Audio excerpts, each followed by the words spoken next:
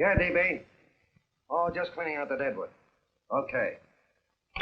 Look, Mr. Cannell, I just can't afford to be without work right now, not even for a day. I've got a mother and 2 kid sisters. More good luck telegrams.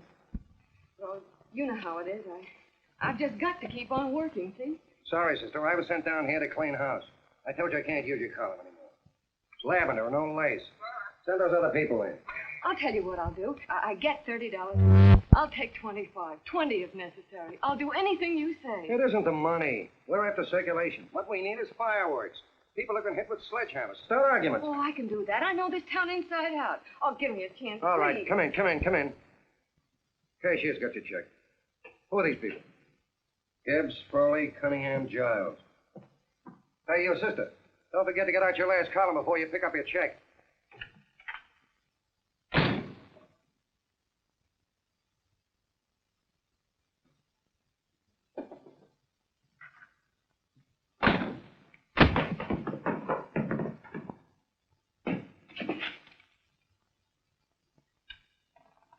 A couple of sticks shy in your column, man. Big rich slob like D.B. Norton buys a paper and 40 heads are chopped off.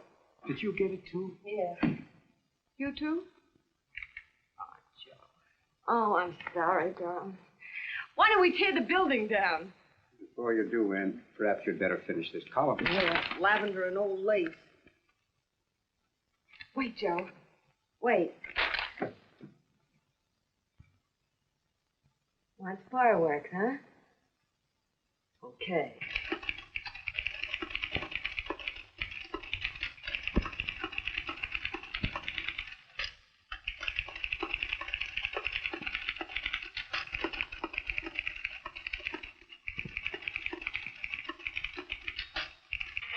Here. Below is a letter which reached my desk this morning. It's a commentary on what we laughingly call the civilized world. Dear Miss Mitchell, 4 years ago, I was fired out of my job. Since then, I haven't been able to get another one. At first, I was sore at the state administration because it's on account of the slimy politics here we have all this unemployment. But in looking around, it seems the whole world's going to pot. So in protest, I'm going to commit suicide by jumping off the City Hall roof. Signed, a disgusted American citizen, John Doe. Editor's note, if you ask this column, the wrong people are jumping off the roofs. Hey, Ann, this is the old Pekaroo, isn't it? Never mind that, Joe. Go ahead. Sorry.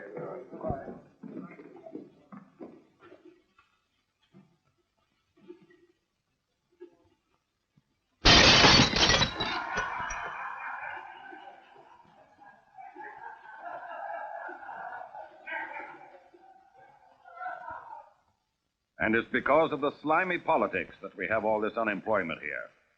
There it is. That's D.B. Norton's opening attack on the governor. Why, Jim, it's just a letter sent into a column. No, I can smell it. That's Norton. Good morning, gentlemen. Good morning, Governor. Good morning, Governor. You're rather early. Governor, did you happen to see this in the new bulletin? Yes. I had it served with my breakfast this morning. Jim thinks it's D.B. Norton at work. Of course it is. Oh, come, Jim. That little item, D.B. Norton does things in a much bigger way. This is his opening attack on you, Governor. Take my word for it. What did he buy a paper for? Why did he engage a high-pressure editor like Cannell for? He's in the oil business. I tell you, Governor, he's after your scalp. All right, Jim, all right. Don't burst a blood vessel. I'll look into it. You get me Spencer of the Daily Chronicle, please? Yes, I saw it, Governor. If you ask me, that's a phony letter. Why, that gag has got whiskers on it. Okay, I'll get the mayor and maybe the Chamber of Commerce to go after them. Get Mayor Lovett on the phone. Sorry, the mayor's busy on the other phone. Yes, I know, Mrs. Brewster. It's a terrible reflection on our city. I've had a dozen calls already. Spencer of the Chronicle. Hold it. Just a minute. Yes, Mrs. Brewster. I'm listening. I insist that this John Doe man be found and given a job at once. Now, if something isn't done about it, I'll call out the whole auxiliary. Yes, Spencer? Oh, the governor? Well, what about me? It's my building he's jumping off of, and I'm up for re-election, too. What are you doing? Get Cannell at the bulletin. Why, he's liable to go right past my window. Get me Cannell. What was that? What? Out the window. Something just flew by. I didn't see anything. Well, don't stand there, you idiot. Go and look. Open the window. Oh, why did he have to pick on my building? Is there a crowd in the street? No, sir. Then maybe he's caught on a ledge. Look again. I think it must have been a seagull. A seagull? What's a seagull doing around the city hall? That's a bad omen, isn't it? Oh, no, sir. The seagull is a lovely bird. It's all right, Mrs. Brewster. It was just a seagull. Can I help? Nothing's happened yet. No, I'm watching. Don't worry, Mr. Just leave it all to me. Spencer, I'll call you back. Hello, Canell? What are you doing? This is the mayor. Yes, Mayor Lovett. How many times are you going to call me?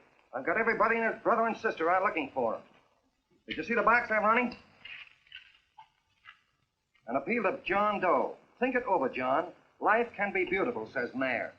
If you need a job, apply to the editor of this paper, and so forth and so forth. Okay, Mayor, I'll let you know as soon as I have something. What? Well, pull down the blinds.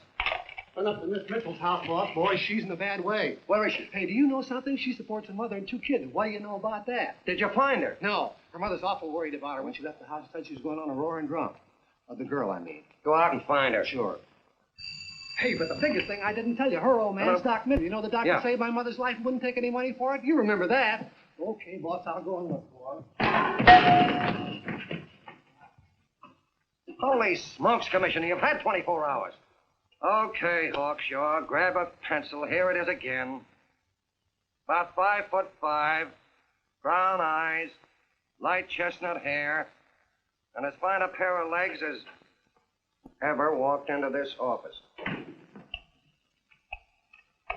Do you want to see me? No. I've had the whole Army and Navy out searching for you because that's a game we play here every day. I remember distinctly being fired. That's right. But you have a piece of property that still belongs to this newspaper, and I'd like to have it. What's that? The letter. What letter? The letter from John Doe. Oh. The whole town's in an uproar. We've got to find him, and the letter's the only clue. There is no letter. We'll get a handwriting expert to... What? There is no letter. Say that again. There's no letter. I made it up. You made it up. Mm-hmm. You said you wanted fireworks. Don't you know there are 9 jobs waiting for this guy? 22 families want to board him free. 5 women want to marry him, and the mayor's practically ready to adopt him, and you... Just call the morgue, boss. He said there's a girl there. Shut up. Ann, say, why didn't you... Feeney. Only one thing to do, Hank. Drop the whole business quickly. How? Run a story. Say John Doe was in here and is sorry he wrote the letter and... That's right. They've got it, sure. He came in here, and I made him change his mind. Pull it, Ned, to save John Doe's life. Well, it's perfect. I'll have Ned write it up. Oh, Ned, I got a story I want you to... Wait a minute. Listen, you great, big, wonderful genius of a newspaper man. You came down here to shoot some life into this dying paper, didn't you? Well, the whole town's curious about John Doe, and boom, just like that, you're going to bury him. There's enough circulation in that man to start a shortage in the ink market. In what man? John Doe. What John Doe? John Doe, the one I made up. Look, genius. Now, look. Suppose there was a John Doe and he walked into this office. What would you do? Find him a job and forget about the whole business, I suppose, huh? Not me. I'd make a deal. A deal? Sure, when you get hold of a stunt that sells papers, you don't drop it like a hot potato. Well, this is good for at least a couple of months. You know what I'd do? Between now and, let's say, Christmas when he's going to jump, I'd run a daily on. Starting with his boyhood, his schooling, his first job. A wide-eyed youngster facing a chaotic world. The problem of the average man, of all the John Does in the world. Now, then comes the drama. He meets discouragement. He finds the world is free to play. His ideals crumble. So what does he do? He decides to commit suicide and protest against the state of civilization. He thinks of the river, but no. No, he has a better idea. The city hall. Why? Because he wants to attract attention. He wants to get a few things off his chest, and that's the only way he can get himself heard. So? So he writes me a letter, and I dig him up. He pours out his soul to me. And from now on, we quote, I protest by John Doe. He protests against all the evils in the world. The greed, the lust, the hate, the fear. All of man's inhumanity to man. Arguments will start. Should he commit suicide or should he not? People will write in pleading with him. But no, sir. John Doe will remain adamant. On Christmas Eve, hot or cold, he goes. See? Very pretty. Very pretty indeed, Miss Mitchell. But would you mind telling me who goes on Christmas Eve? John Doe. What John Doe? The one we hire for the job, you lunkhead. Wait a minute. Let me get this through this lame brain of mine. Are you suggesting we go out and hire someone to say he's going to commit suicide on Christmas Eve? Is that it? Well, you're catching on. Who, for instance? Anybody. Beanie'll do. Why, sure. Who, me? Jump off a... Oh, no, any time at Christmas. I'm superstitious.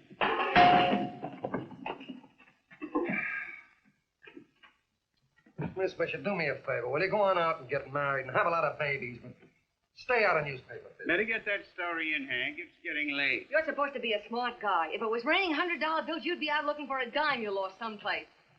Holy smokes, wasting my time listening to this mad woman. Look, Chief, look at the Chronicles running on John Doe. They say it's a fake. Why, the no good to... John Doe story, amateur journalism. It's probably phony. It's a wonder anyone is taking it serious.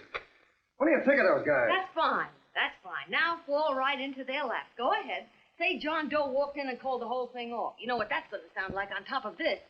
That's all, Ned. Thank you. All right. Amateur journalism, huh? Why, that bunch of sophomores. I can teach them more about... Hey, boss, get a load of this. What? Look. What do they want? They all say they wrote the John Doe letter. Boss. Oh, they all wrote the letter. Tell them all to wait. Look, Mr. Cannell, one of those men is your John Doe. They're desperate and will do anything for a cup of coffee. Pick one out and you can make the Chronicle eat their words. I'm beginning to like this. If you ask me, Hank, you're playing around with dynamite. No. The gal's right. We can't let the Chronicle get the laugh on us. We've got to produce a John Doe now. Amateur journalism, huh? I'll show those guys. Sure, and there's no reason for them to find out the truth either, because naturally I won't say anything. Okay, sister, you get your job back. Plus a bonus. What bonus? Or the bonus of $1,000 the Chronicle was going to pay me for this little document. You'll find it says that I, Ann Mitchell, hereby certify that the John Doe letter was created by me. I can read. Sorry. You think this is worth $1,000, do you? Oh, the Chronicle would consider it dirt cheap. Packs everything, including a gun. Okay, sister, you got yourself a deal. Now let's take a look at the candidates. The one we pick has got to be the typical average man. Typical American that can keep his mouth shut. Show me an American who can keep his mouth shut and I'll eat him. Okay, Beanie, bring him in one at a time.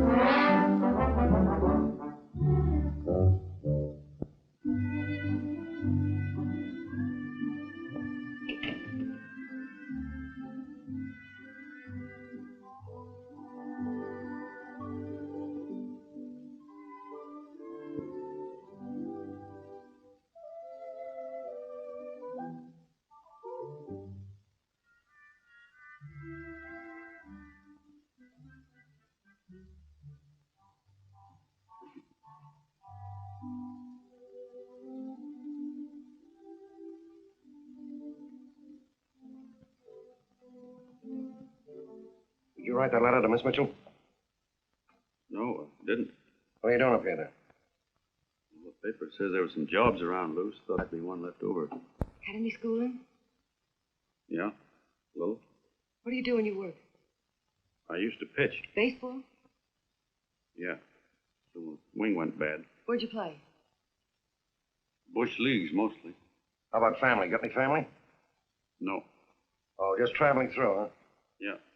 Me and a friend of mine. He's outside. Looks all right. Perfect, a baseball player. What could be more American? She had a family. Be less complicated without a family. But that face is wonderful. They'll believe him. Come on. What's your name? Willoughby. John Willoughby. Long John Willoughby, they called me in baseball. Would you like to make some money? Yeah. Maybe. Would you be willing to say you wrote that letter and stick by it?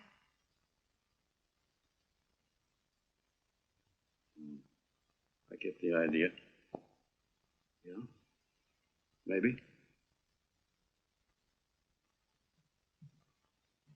That's all, man. He's made to order. I don't know. He don't seem like the kind of a guy that'd fall in line. When you're desperate for money, you do a lot of things, Mr. Cannell. He's our man, I tell you. He's fainted. Get the water quickly. Hurry up, Pop. Oh. All right, here, sit down. Huh? You all right? Yeah, I'm all right. How many is that, 6?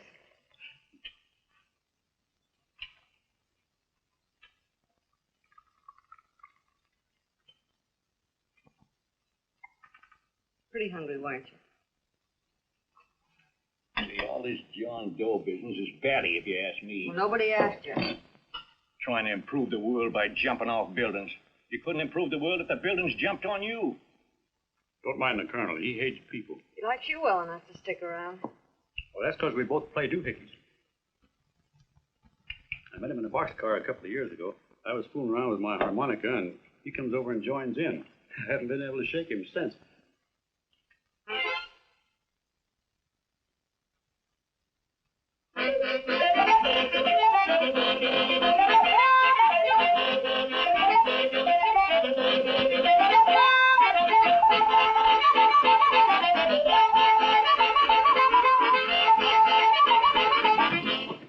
All right, boys, here he is. No, you can't take pictures of him like that, eating a sandwich and with a beard. But he's going to jump off a building. Yes, but not because he's out of a job. That's not news. This man's going to jump as a matter of principle. Well, maybe you're right. We'll clean him up and put him in a hotel room under bodyguards. We'll make a mystery out of him. Did you speak to Mr. Norton? Thinks it's terrific. Says for us to go the limit. Wants us to build a bonfire under every big shot in the state. Oh, swell. Is that the contract? Yeah. What's he doing here? Friend of his. They play duets together. Duets? But can we trust him? Oh. I trust him. Oh, you trusted me. Well, that's fine. I suppose he trusts you, too. Oh, stop worrying. He's all right. Okay, but we don't want more than a couple of hundred people in on this thing. Now, the first thing I want is an exact copy of the John Doe letter in your own I've handwriting. got it already. Here. No, that's fine. Now, I want you to sign this agreement. It gives us an exclusive story under your name, day by day, from now until Christmas.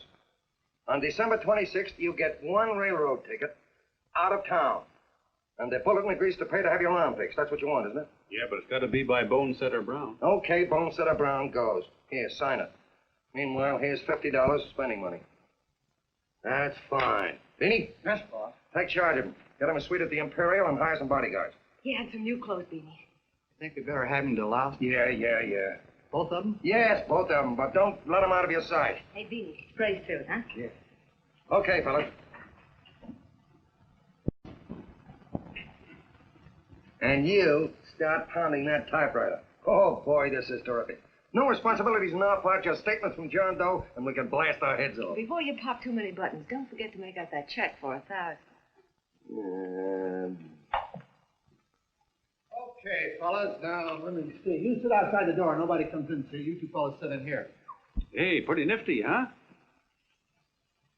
You ain't going to get me to stay here. Sure you are. No, sir. That spot under the bridge where we slept last night's good enough for me. Hey, what'll I do with this baggage? Let's stick him in the bedroom. Give me mine. I ain't staying.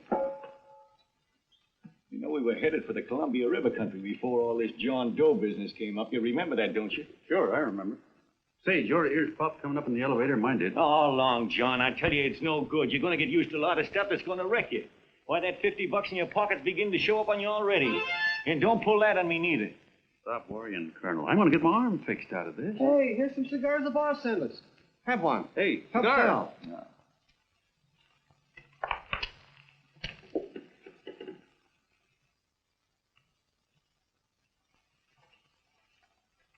Say, I'll bet you even the major leaguers don't rate an outfit like this. Here, make yourself comfortable. Paper? I don't read no papers, and I don't listen to radios either. I know the world's been shaped by a drunken barber, and I don't have to read it. I've seen guys like you go under before. Guys that never had a worry. Then they got a hold of some dough and went goofy. The first thing that happens Hey, to a you guy... get a load of the bedroom. No. The first thing that happens to a guy like that, he starts wanting to go into restaurants and sit down at a table and eat salads and cupcakes and tea. Boy, what that kind of food does to your system.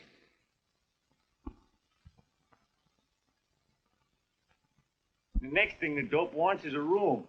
Yes, sir, a room with steam heat and curtains and rugs. And before you know it, he's all softened up and he can't sleep unless he has a bed. Hey, stop worrying, Colonel. $50 ain't going to ruin me. I've seen plenty of fellas start out with $50 and wind up with a bank account. Hey, what's the matter with the bank account anyway? And let me tell you, Long John, when you become a guy with a bank account, they got you. Yes, sir, they got you. Who's got him? The helots.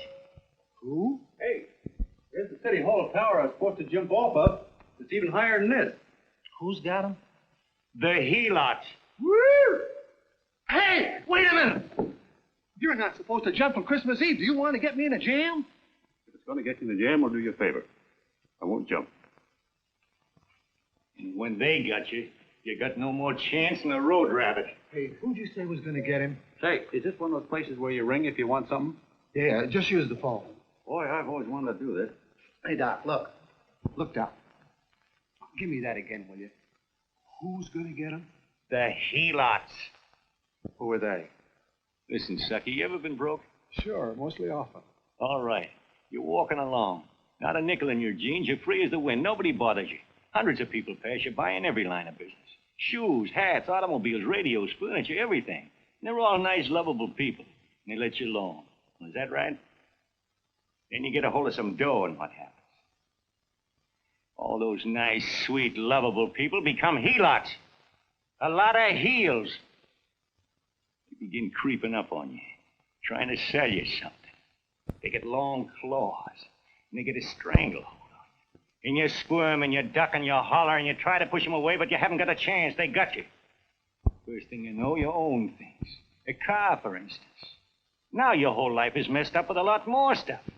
You get license fees, and number plates, and gas, and oil, and tax, and insurance, and identification cards, and letters, and bills, and flat tires, and dents, and traffic tickets, and motorcycle cops, and courtrooms, and lawyers, and fines, and 1,000,001 other things. And what happens? You're not the free and happy guy you used to be. You got to have money to pay for all those things. So you go after what the other fellas got. And there you are. You're a helot yourself.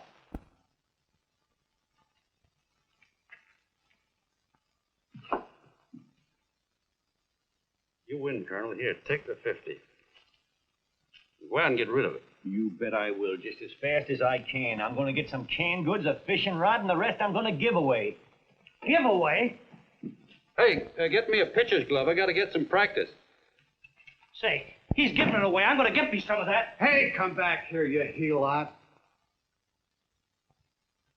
Will you send up 5 hamburgers with all the trimmings, 5 chocolate ice cream sodas, and 5 pieces of apple pie? No, apple with cheese. Yeah, thanks.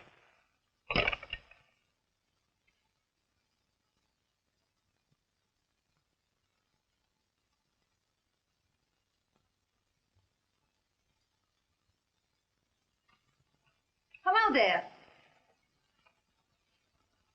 Well, if it isn't the man about town. All set, Miss Anne. Oh, yes. Let's go. Let's see, we want some action in these pictures. Action? Mm-hmm. That's good. No. This man's going to jump off a roof. Oh. Here, wait a minute. Let me comb your hair. Sit down. Yeah, that's better.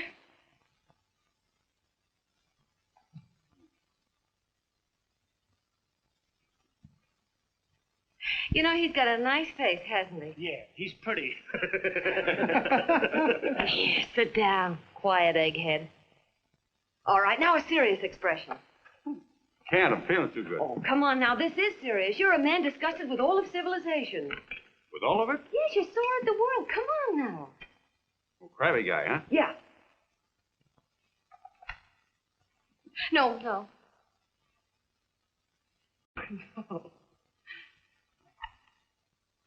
No, look. You don't have to smell the world. Well, all those guys in the Never picture mind stand... those guys. All right, stand up. Now, let's see what you look like when you protest. Against what? Against anything, just protest. You got me. Oh, look, I'm the umpire, and you just cut the heart of the plate with your fast one, and I called it a ball. What would you do? Oh, you did, huh? Yeah. Why can't you call him right, you boneheaded... Grab it, Eddie, grab it!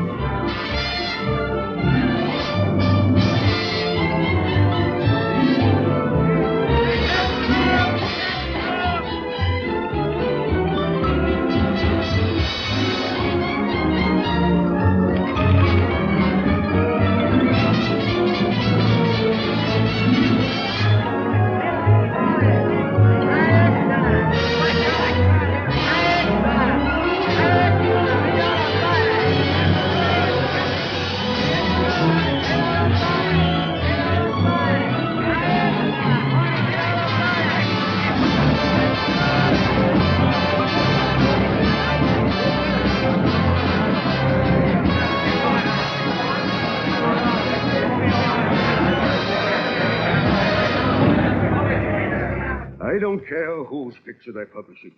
I still say that this John Doe person is a myth, and you can quote me on that. And I'm going to insist on his being produced for questioning. You know as well as I do that this whole thing is being engineered by a vicious man with a vicious purpose, Mr. D.B. Norton.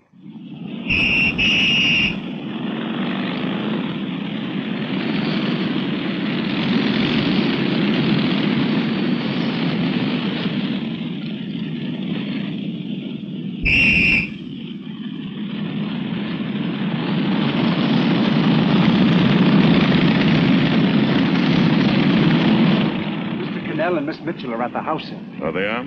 All right. Come on. Personally, I think it's just plain stupidity to drop it. Now, you should see a fan mail, thousands. Why, it's going over like a house afire. What are you afraid of, Canal? It's doubled our circulation. Yeah, but it's got everybody sore. Ads are being pulled. The governor's starting a libel suit. What's more, they all know John Doe's a phony, and they insist on seeing Well, what him. about it? Let them see him. We'll go on one better. They can also hear him. You station, Mr. Norton, why not put him on the hair? Watch out for this damn DB. She'll drive you batty. Oh, Look, what? we can't let him get to this Bush League pitcher and start pumping him. Good night. Now, tell him what that screwball might do. I walk in yesterday, here he is, standing on a table with a fishing pole, fly casting. Take my advice and get him out of town before this thing explodes in our faces. If you do, Mr. Norton, you're just as much of a dumb cluck as he is. Excuse me. No, you got yourself a meal ticket and you hate to Sure, let it's go. a meal ticket for me, I admit it, but it's also a windfall for somebody like Mr. Norton who's trying to crash national politics. That's what you bought the newspaper for, isn't it? You want to reach a lot of people, don't you? Well, put John Doe in the air and you can reach 130 million of them. He can say anything he wants and they'll listen to him. All right, we'll forget the governor and the mayor and all the small fry like that. This can arouse national interest. If he made a hit around here, he can do it every place else in the country. And you'll be pulling the strings, Mr. Norton. Go down to the office and arrange for some radio time. Well, DB, you're not going I want to it as soon as possible. Okay. I just came in to get warm myself. Come on, let's go. Don't you go. I want to talk to you.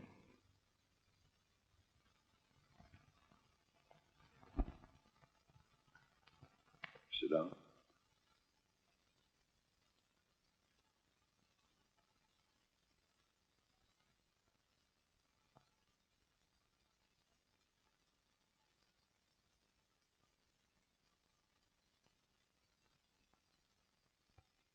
Hey, this John Doe idea was yours, huh?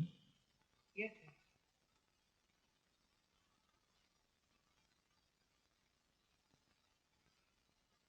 How much money do you get? $30. $30. Well, what are you after? I mean, what do you want? A journalistic career? Money. Money? Well, I'm glad to hear somebody admit it. Do you suppose you could write a radio speech that would put that fellow over? Oh, I'm sure I can. Do it, and I'll give you $100 a week. $100? That's only the beginning. You play your cards right, and you'll never have to worry about money again. Oh, I knew it. Hello. Hello. Whenever there's a pretty woman around. This is my nephew, Ted Sheldon, Miss Mitchell. How do you do? How do you do? All right, Casanova, I'll give you a break. See that Miss Mitchell gets a car to take her home. Always reading my mind, aren't you? Thank you very much for everything. And Miss Mitchell, I think from now on you'd better work directly with me. Yes, sir.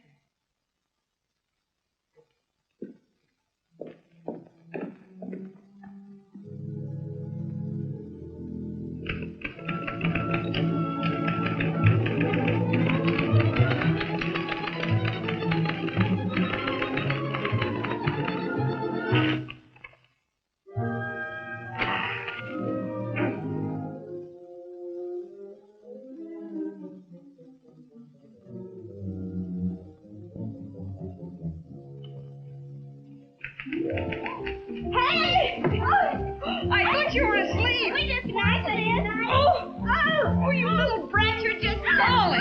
I said good night. Come, children. It's past your bedtime. Go on, Mama. Come on.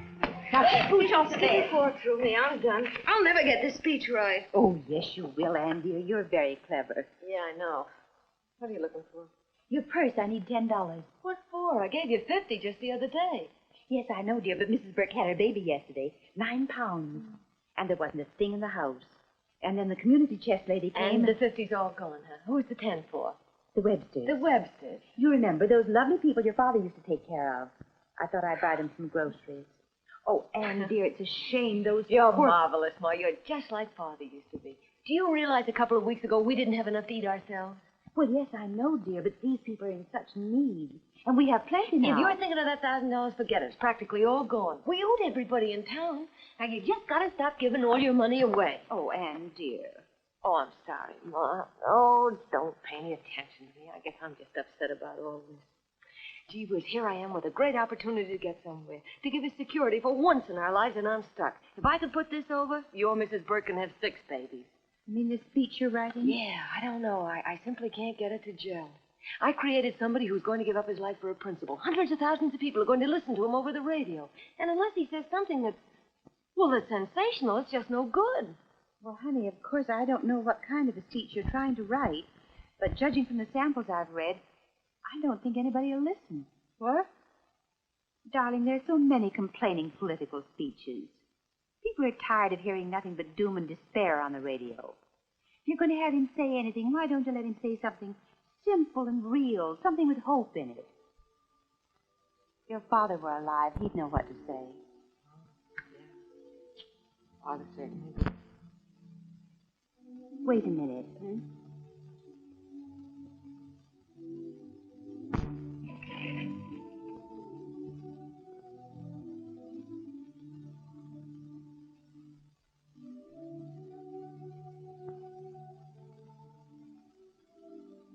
That's your father's diary, Anne. Father, I never knew he had a diary. There's enough in it for 100 speeches. Things people ought to hear nowadays. You be careful of it, won't you, dear? Always help to keep your father alive for me. You bet I will. Wait a minute. John Doe don't want to sign no autograph. Well, what does he do all day? What does he do all day? He's writing out his memories. Sorry, lady, you can't see Mr. Doe. He wants to be alone. No, he just sits around all day and commutes with himself.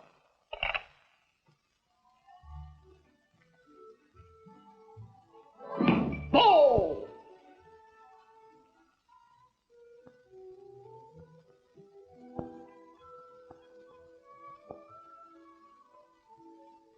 I don't know how you're going to stand it around here till after Christmas.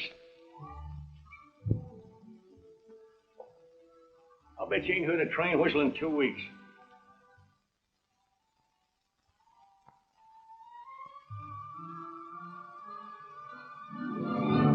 Steam, right!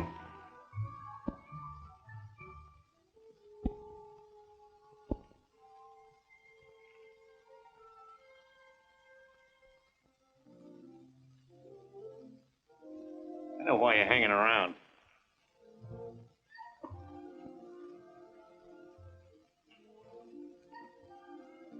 You're stuck on the girl. That's all a guy needs is to get hooked up with a woman.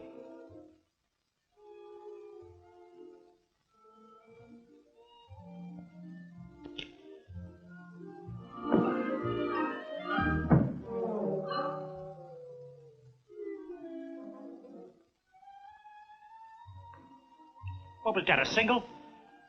First baseman dropped the ball. Butterfingers. Tough luck, pal.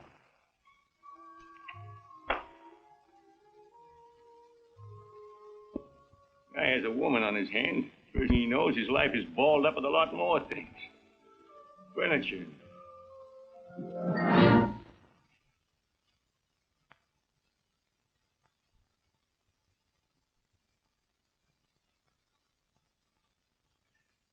Did you get him? You're out. Swell. What's this, the end of the 8th? 9th.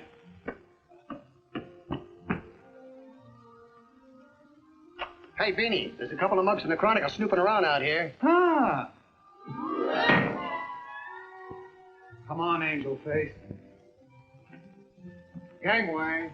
What's the score, Angel Face? 3-2, off paper. Gee, that's great.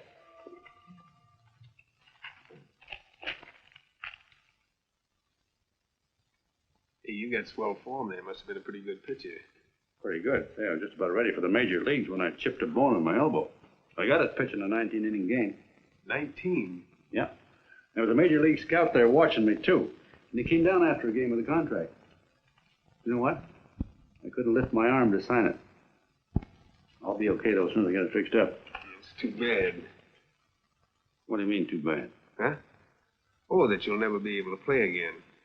What are you talking about? I just told you I was going to get... Well, you know how they are in baseball if a guy's mixed up in a racket. Racket? What do you mean? Well, I was just thinking about this John Doe business. Why, as soon as it comes out it's all a fake, you'll be washed up in baseball, won't you? Yeah. Go on. I never thought about that.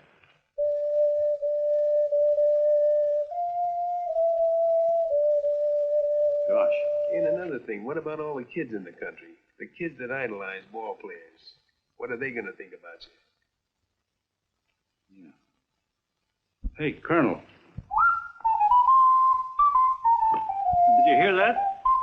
I got to figure some way out of this thing. The elevators are still running. I know one way you can do it. How? Well, when you get up there on the radio, all you have to do is to say the whole thing's a frame-up. Make you a hero sure as you're born. Yeah, but how am I going to get my arm fixed? Well, that's a cinch. I know somebody who'll give you $5,000 just to get up on the radio and tell the... $5,000? Yeah, $5,000, and he gets it right away. You don't have to wait till Christmas. Look out, Long John. They're closing in on you. Say, who's putting up this dough? Fellow runs the Chronicle. Here's the speech you make, and it's all written out for you. $5,000. On the level.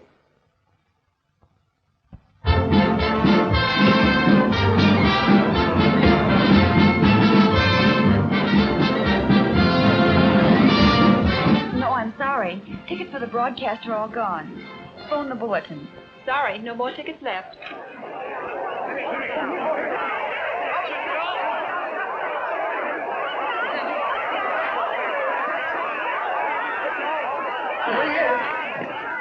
Hello, John. All set for the big night? Swell. Turn around. One moment. Now stand still. Hold it. Big smile, Mr. Doe. Okay, Jeannie, that's all. Take him out. Come on. Now, look, John, here's the speech. It's in caps and double spaced. You won't have any trouble reading it. Not nervous, are you? No. Of course not. He wouldn't be. Who? John Doe, the one in there. Hey, don't let your knees rattle. It picks up on the mic. Oh, Beanie. You needn't be nervous, John. All you have to remember is to be sincere. Pick up that phone, Miss Mitchell. It's for you. Okay. Hello? Yes, Mother. Oh, thank you, darling. Oh, there he is, the poor dear man. Oh, good luck to you, Mr. Doe. We want you to know that we're all for you. The girls all decided right now. that you're not to jump off any roof. Even if we have to Oh, we'll stop it. You got the speech I gave you? Yeah. Now, look. I'll give this money to the colonel just as soon as you get started. We'll have a car waiting at the side entrance for you. Okay. How'd you get in here? Huh? Oh, I just came in to wish him luck. Come on, out. Mother says good luck, too. John, when you read that speech, please believe every word of it. He turned out to be a wonderful person, John. Who? John Doe, the one in the speech. Oh. You know something? I've actually fallen in love with him. All right, there he is, sister. Now, come on, plenty of both. What's the idea? No, that's too much. That's not what. That's not so much. Come on. That's it. Oh, this is no time for cheap publicity, Mr. Cannell. Listen, if that guy lays an egg, I want to get something out of it. I'm getting a Jane Doe ready. Oh, come on. Here. Will you, fellas? Here you Give me a are. All right, chance. that's I have enough. to ready. Just one more, will No, you, that's please? fine, honey. You go ahead. All right, I need one more. You've done everything. Go ahead. How you doing? Oh. All right, Benny, bring him in. Holy smoke, a half a he-lot. There you are, boss, just like you ordered. Symbols of little people. Okay, get him up. All right, young fella. This is ridiculous, Mr. Cannell. Come on, give me a chance. It is on the air. There you go. One shot. Oh, fellas, I told you to have which one you want to have. No, come on, answer. You can have a... Come on, that's right. Answer what you can get all the pictures you want. Thank you very much. Come on, will you answer it? That's right. Come on, Snooks, you better bail out. Okay, goodbye, Mr. Doe. Beanie. All right. Better get ready. 1 minute to go. Wow, Hey, 1 minute to go and the score is nothing to nothing. Now, please, John, you won't let me down, will you? Will you? Of course you won't. If you'll just think of yourself as the real John Doe. Listen, everything in that speech are things a certain man believed in. He was my father, John. When he talked, people listened. And they listened to you, too. Funny. You know what my mother said the other night? She said to look into your eyes, that I'd see Father there. Hey, what do you say? Okay, we're coming. Come on. Now, listen, John, you're a pitcher. Now get in there and pitch. Good luck. Give him room, let him through. Come on.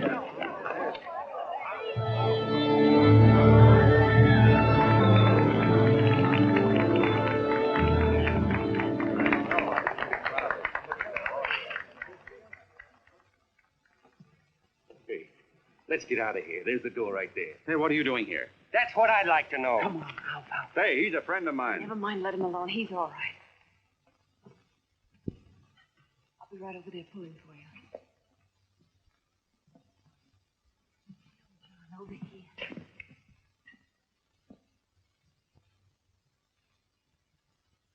Stand by.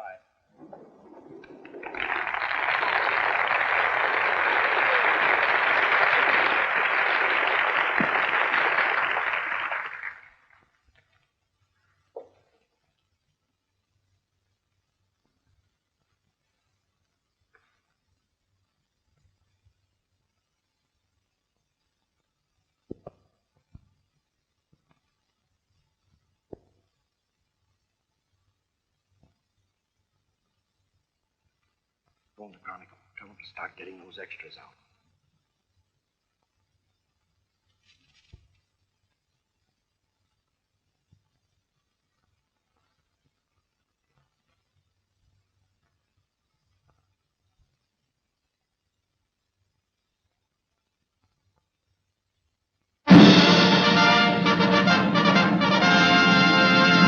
And good evening, ladies and gentlemen. This is Kenneth Fry speaking for the New Bulletin. Tonight we give you something entirely new and different. Standing beside me is the young man who has declared publicly that on Christmas Eve he intends to commit suicide, giving as his reason, quote, "I protest against the state of civilization," end quote. Ladies and gentlemen, the New Bulletin takes pleasure in presenting the man who is fast becoming the most talked-of person in the whole country, John Doe.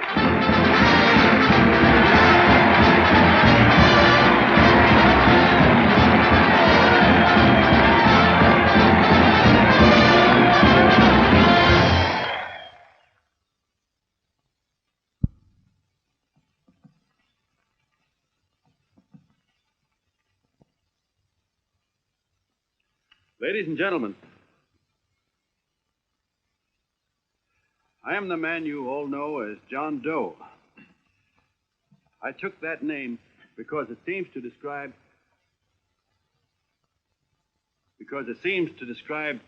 the average man. And that's me. And that's me. Well, it was me before I said I was going to jump off the city hall roof at midnight on Christmas Eve. Now I guess I'm not average anymore. Now I'm getting all sorts of attention. From big shots, too. We've been double-crossed. The mayor and the governor, for instance. They don't like those articles I've been writing. You're an imposter, young fellow. That's a pack of lies you're telling. Who wrote that speech for you? Benny, come on. Hey, Ken. The bullet. Hey, play radio guy. That's what I want to know. The publicity stuff to the bullet. That's what it is. Spencer. Ladies and gentlemen, the disturbance you just heard was caused by someone in the audience who tried to heckle Mr. Doe. The speech will continue.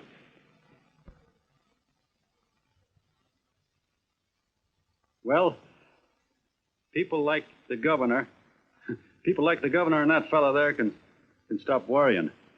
I'm not going to talk about them. I'm going to talk about us, the average guys, the John Does. If anybody should ask you what the average John Doe is like, you couldn't tell him because he's a million and one things. He's Mr. Big and Mr. Small. He's simple and he's wise. He's inherently honest, but he's got a streak of larceny in his heart. He seldom walks up to a public telephone without shoving his finger into the slot to see if somebody left a nickel there.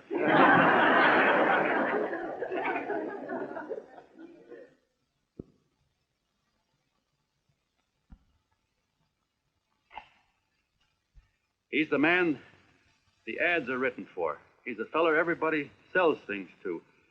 He's Joe Doe, the world's greatest stooge and the world's greatest strength.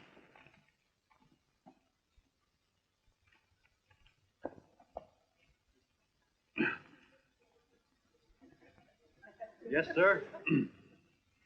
Yes, sir, we're a great family, the John Does. We're the meek who are supposed to inherit the earth. You'll find us everywhere. We raise the crops, we dig the mines, work the factories, keep the books, fly the planes, and drive the buses. And when a cop yells, "Stand back there, you," he means us, the John Doe. What kind of a speech is that? Didn't you read it? We've existed since time began. We built the pyramids. We saw Christ crucified, pulled the oars for Roman emperors, sailed the boats for Columbus, retreated from Moscow with Napoleon, and froze with Washington at Valley Forge. Yes, sir. We've been in there dodging left hooks since before history began to walk. In our struggle for freedom, we've hit the canvas many a time, but we always bounce back because we're the people, and we're tough.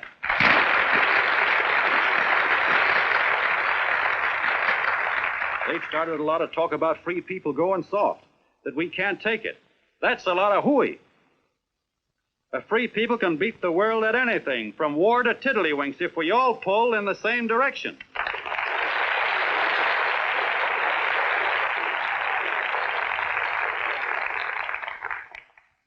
I know a lot of you who are saying, "What can I do? I'm just a little punk. I don't count." Well, you're dead wrong. The little punks have always counted, because in the long run, the character of a country is the sum total of the character of its little punks.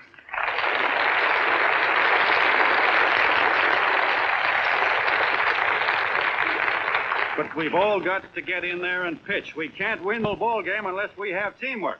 And that's where every John Doe comes in. It's up to him to get together with his teammate. And your teammate, my friend, is the guy next door to you. Your neighbor. He's a terribly important guy, that guy next door. You're going to need him, and he's going to need you, so look him up. If he's sick, call on him. If he's hungry, feed him. If he's out of a job, find him one. To most of you, your neighbor is a stranger, a guy with a barking dog and a high fence around him. Now, you can't be a stranger to any guy that's on your own team. So tear down the fence that separates you. Tear down the fence, and you'll tear down a lot of hates and prejudices. Tear down all the fences in the country, and you'll really have teamwork.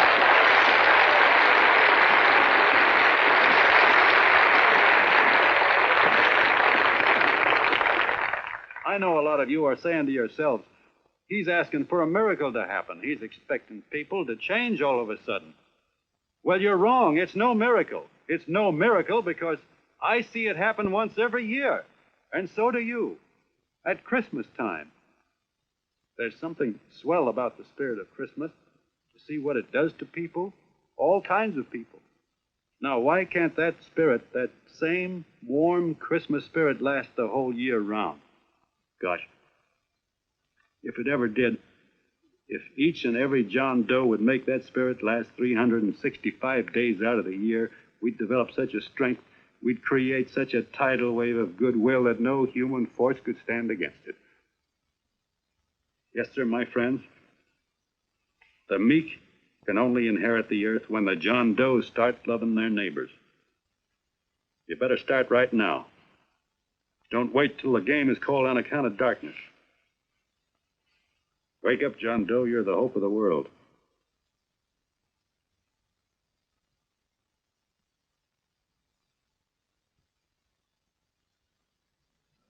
John, you were wonderful.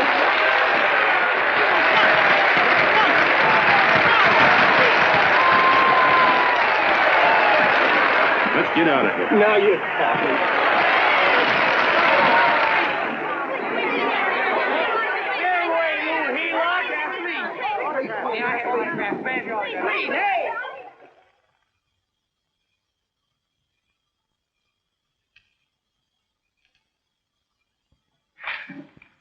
I knew you'd wake up sooner or later. Boy, am I glad we got out of that mess. I had the $5,000 sewed up. Could have been on my way to old Doc Brown. You're a pitcher, John, she says. Now, go in there and pitch. What a sucker. Yeah, she's a heel-out just like the rest of us. Lucky you got away from her. What was I doing up there making a speech anyway? Me, huh? Geez, the more I think about it, the more I could... Tear down all the fences. Why, if you tore one picket off of your neighbor's fence, he'd sue you. $5,000 had it right in my hand. What do you mean he ran away? We'll go after him, find him. That man is terrific.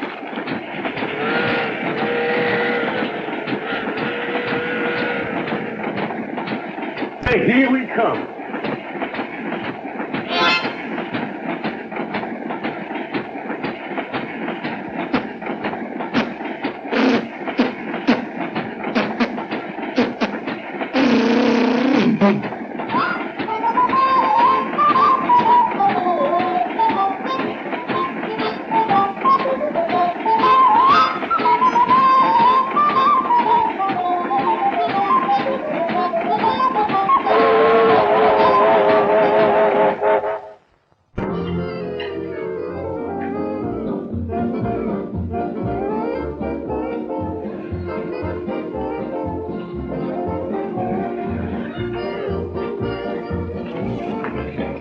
Jitterbugs.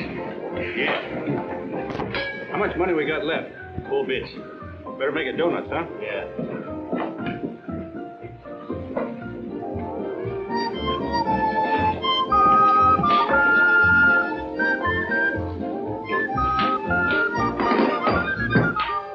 What'll it be, Jed? Have you got a couple of steaks about that big and about that thick? Yeah, with hash brown potatoes and tomatoes and apple pie and ice cream and coffee. And donuts, I know.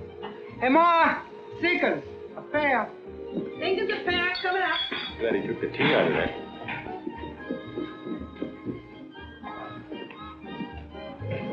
Hey, look. Join the John Doe Club. John Doe Club?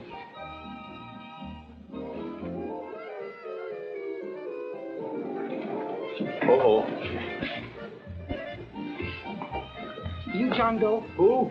John Doe. Ah, you need glasses, buddy. Oh, but Jed, it's a spitting image of John Doe. Yeah, but his name is Willoughby. I'm John Willoughby. I'm a baseball player. Sure. Oh, no, I'd know that voice anyway. You can't kid me.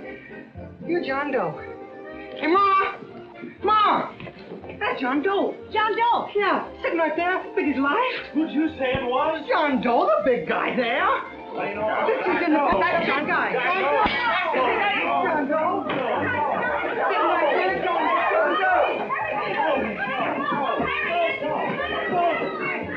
Hey, operator. Dan's Beaner. Look, call everybody in town. John Doe was just in my place. Yeah, he ordered donuts.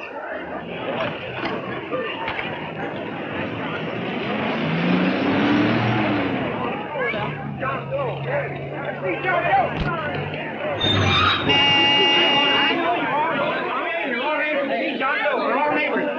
Is packed like a sardine box. What does John Doe look like, Mr. Mayor? Oh, he's one of those great big outdoor type men. No, you can't see him. You didn't vote for me the last time. Shame on you. What are you doing there? Get off my front porch anyhow. Mr. Norton come yet? Oh, well, I wonder where he's at. What's keeping him? He should have been here 15 minutes ago. Oh, there he comes now. Now, everybody on your dignity. Don't do anything to disgrace us. A little town, but we got to show off.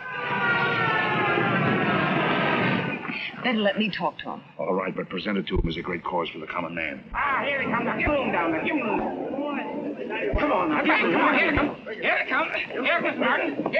How do you do, Mr. Norton? I'm Mayor Hawkins. Here, Mr. Miles. Let me go, you darn tool. I'm the mayor. Mr. Norton. Mr. Norton. Mr. Norton. I'm Mayor Hawkins. Your office telephoned me to hold him. Well, that's fine. How is he? Oh, he's fine. He's right in my office there. You know, it's a big honor having John Doe here, and you too. Haven't had so much excitement since the old city hall burned down. People are so excited and they'll tore his clothes off. Oh, Matilda, darling, phone the newspapers, tell them Mr. Norton's here. Step right inside, Mr. Norton. My office. Very comfortable here, Mr. Norton. Just had it air conditioned. Gangway, please. Make room for Mr. Norton. Gangway. Gangway. Here he is, Mr. Norton. Well taken care of. The neighbors are serving him a light lunch. Oh, John.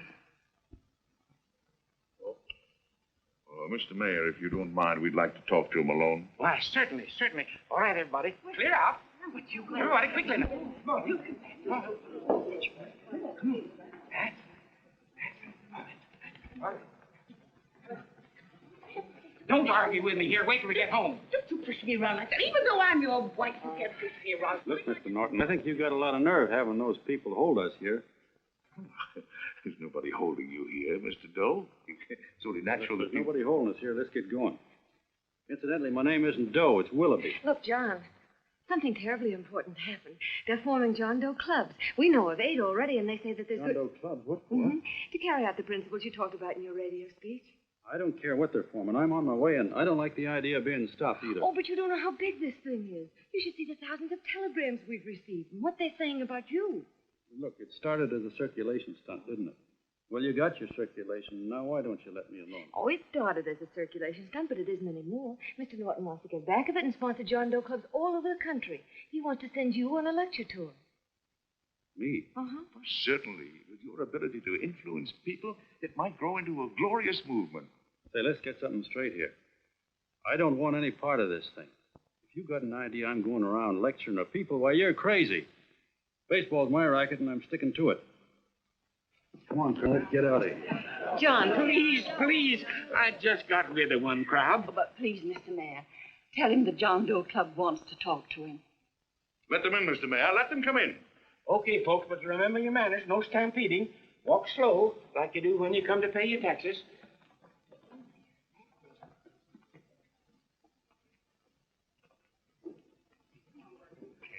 All right, give me a chance. Come right in. My name's Bert Hanson, Mr. Doe. I'm the head soda jerker at Schwabacker's drugstore. Well, sir, you see, me and my wife, we heard your broadcast, and we got quite a bang out of it, especially my wife. Kept me up half the night saying, that man's right, honey. The trouble with the world is nobody gives a hoot about his neighbor. That's why everybody in town's sore and cranky at each other. I kept saying, it's fine, but how's a guy going to go around loving the kind of neighbors we got? Old Sourpuss, for instance. You see, Sourpuss Smithers lives all alone next door to us. He's a cranky old man and runs a second-hand furniture store. We haven't spoken to him for years. I always figured he was an ornery old gent that hated the world because he was always slamming his garage door and playing the radio so loud he kept half the neighbors up. Well, anyway, the next morning, I'm out watering the lawn, and I look over, and there's Sourpuss on the other side of the hedge straightening out a dent in his fender. And my wife yells to me out the window. She says, go on, speak to him, Bert. And I figured, well, heck, I can't lose anything, so I yelled over to him, good morning, Mr. Smithers. He went right on pounding his fender. Was I burned? So I turned around to give my wife a dirty look, and she said, louder, louder, he didn't hear you. So in a voice you could have heard in the next county, I yelled, good morning, Mr. Smithers. Well, sir, you could have knocked me over with a feather. Old Sourpuss turned around, surprised-like, and he put on a big smile, came over and took my hand like an old lodge brother, and he said, good morning, Hanson. I've been wanting to talk to you for years, only I thought you didn't like me. And then he started chatting away like a happy little kid. He got so excited his eyes off. Well, Mr. Doe, before we got through, I found out Smithers is a swell egg, only he's pretty deaf, and that accounts for all the noises. And he says it's a shame how little we know about our neighbors. And then he got an idea. And he said, how's about inviting everybody someplace where we can all get together and know each other a little better? Well, I'm feeling so good by this time, I'm ripe for anything. So Smithers goes around the neighborhood inviting everybody to a meeting at the schoolhouse. And I tell everybody that comes in the store, including Mr. Schwabacker, my boss. I'm talking too much. Well, I'll be doggone if for 40 people don't show up. Of course, none knew what to do, but we sure got a kick out of seeing how glad everybody was just to say hello to one another. Tell him about making Sourpuss chairman. Oh, yeah, we made Sourpuss chairman and decided to call ourselves the John Doe Club. And say, incidentally, this is my wife. Come here, honey. This is my wife, Mr. Doe. How do you do, Mr. Doe? Sourpuss is here, too. Oh, is he? This is Sourpuss, or excuse me, Mr. Smithers, Mr. Doe. That's all right. If you didn't call me Sourpuss, it wouldn't feel natural. Well, anyway, I guess nearly everybody in the neighborhood came except the Delaney's. And the Delaney's live in a big house with an iron fence around it, and they always keep their blinds drawn. And we always figured that he was just an old miser that sat back counting his money, so why bother about inviting him until Grimes, the milkman, spoke up, and he said, say, you've got the Delaney's all wrong.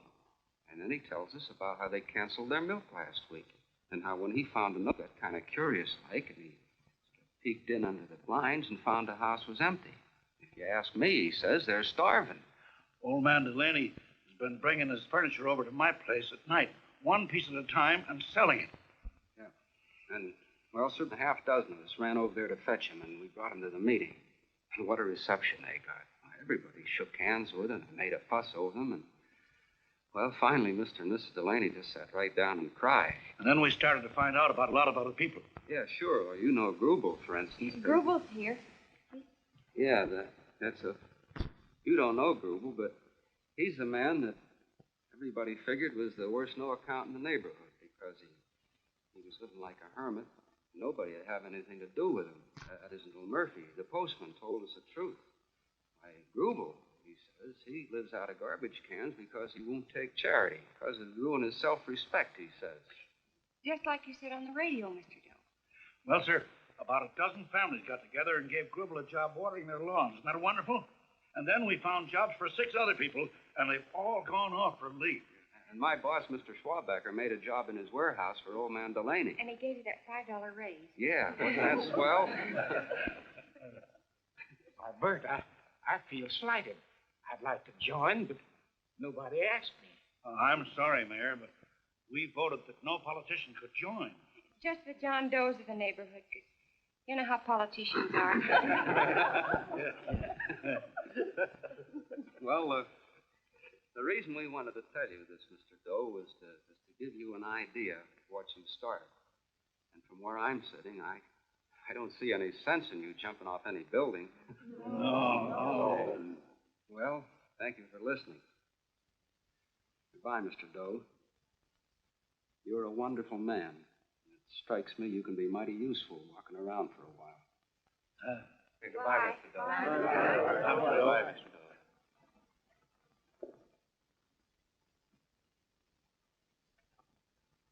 I'm Mrs. Delaney, Mr. Doe. And God bless you, my boy.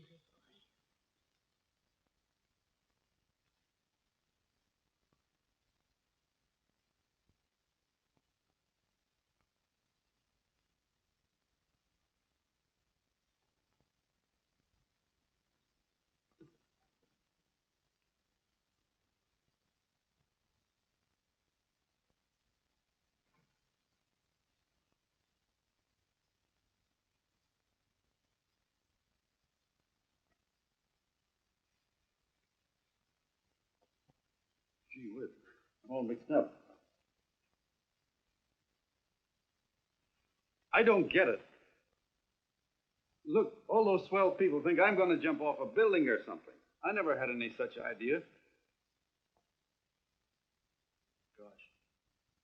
This fellow'd have to be a mighty fine example himself to go around telling other people how to. Say, look, what happened the other night was on account of Miss Mitchell here. She wrote the stuff. Don't you see what a wonderful thing this can be? But we need you, John. You're hooked. I can see that right now. They got you. Well, I'm through. For 3 years, I've been trying to get you up to the Columbia River country. First, it was your glass arm. Then it was the radio. And now it's the John Doe clubs. Well, I ain't waiting another minute. Gangway, you helots. Hey, Colonel, wait a minute. Hey, Colonel! I want you personally to go along with John Doe and Miss Mitchell and handle the press and the radio. Me? Yes, I don't want to take any chances. And Johnson. Yes, Stevie. Your crew will do the mop-up job. They'll follow John Doe into every town, see that the clubs are properly organized and the charters issued. Right. There are only 8 flags up there now. I want to see that map covered before we get through.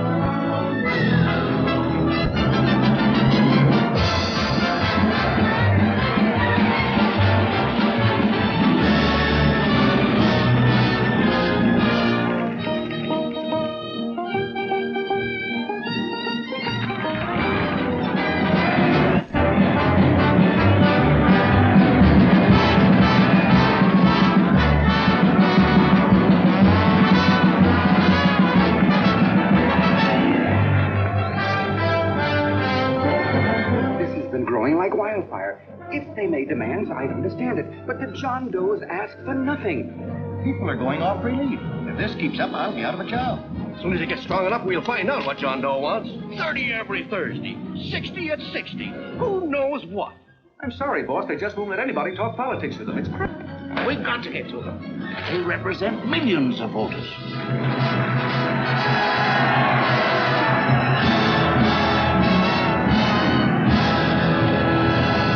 I tell you, ladies and gentlemen, this thing has been nothing short of a prairie fire.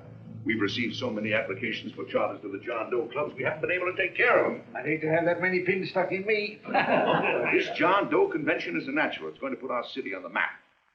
By over 2,400 John Doe clubs are sending delegates. Can you imagine that? You, Mr. Mayor, will be the official host. You will make the arrangements for decorating the city, parades, and a reception for John Doe when he gets home. And don't wear your high hat. No high hat? No high hat. And from you, Cannell, I want a special John Doe edition every day until the convention is over. And now, if you will, please step into the outer office and look your prettiest because there are photographers there to take pictures of this committee. Don't worry, D.B. Everything will be taken care of. Isn't it all too wonderful? Gather down here in a nice group. I'll get a picture of you. Oh, Mr. Mayor, would you sit down in front of the you ladies get close to that? Well, I don't get... Get what? Look, D.B., I'm supposed to know my way around. This John Doe movement has cost you a fortune. Now, this convention is going to cost plenty. Well? Well, I'm stuck with 2 and 2, and I'm a sucker if I can make 4 out of it. Where do you come in? You have the satisfaction of knowing that my money has been spent for a worthy cause. I see. I better stick to running the paper. Huh? I think maybe you better have. And Cannell, I'd like to have the John Doe contract, all the receipts for the money we advanced him, and the letter Miss Mitchell wrote, which I gave her $1,000. Yes, sure. Well, we leave for the airport. Half an hour. Is that Johnny boy's room? Better hustle him up. He's ready on time. He's packing. Ah, good. Did you see his picture on the cover of Time? Yeah. I gotta give you credit, Annie girl. I've handled a good many big promotions in my time. That was fair to a channel swimmer. But this one has certainly got me spinning. And now a John Doe convention. Wow. Say, if you could only get him to jump off the City Hall roof on Christmas Eve, I'd guarantee you 500,000 people there. Charlie. Hmm? What do you make of him? Oh, Johnny boy? Well, I don't know what angle you want, but I'll give it to you quick. Number 1, he's got great yokel appeal, but he's a nice guy. Number 2, he's beginning to believe he really wrote that original suicide letter that you made up. Number 3, he thinks that you're Joan of Arc or something. Yeah, I know. Number 4, well, you know what number 4 is. He's nuts a bunch. Yeah, it's running out of his ears.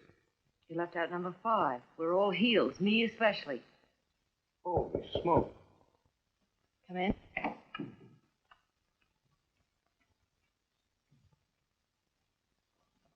More pack. Good. I'll go and get Beanie Boy. Okay, Charlie boy.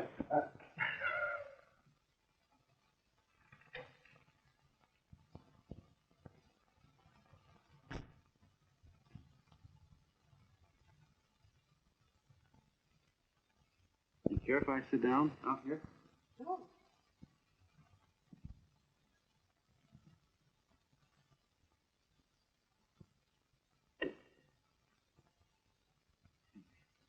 You know, I had a crazy dream last night.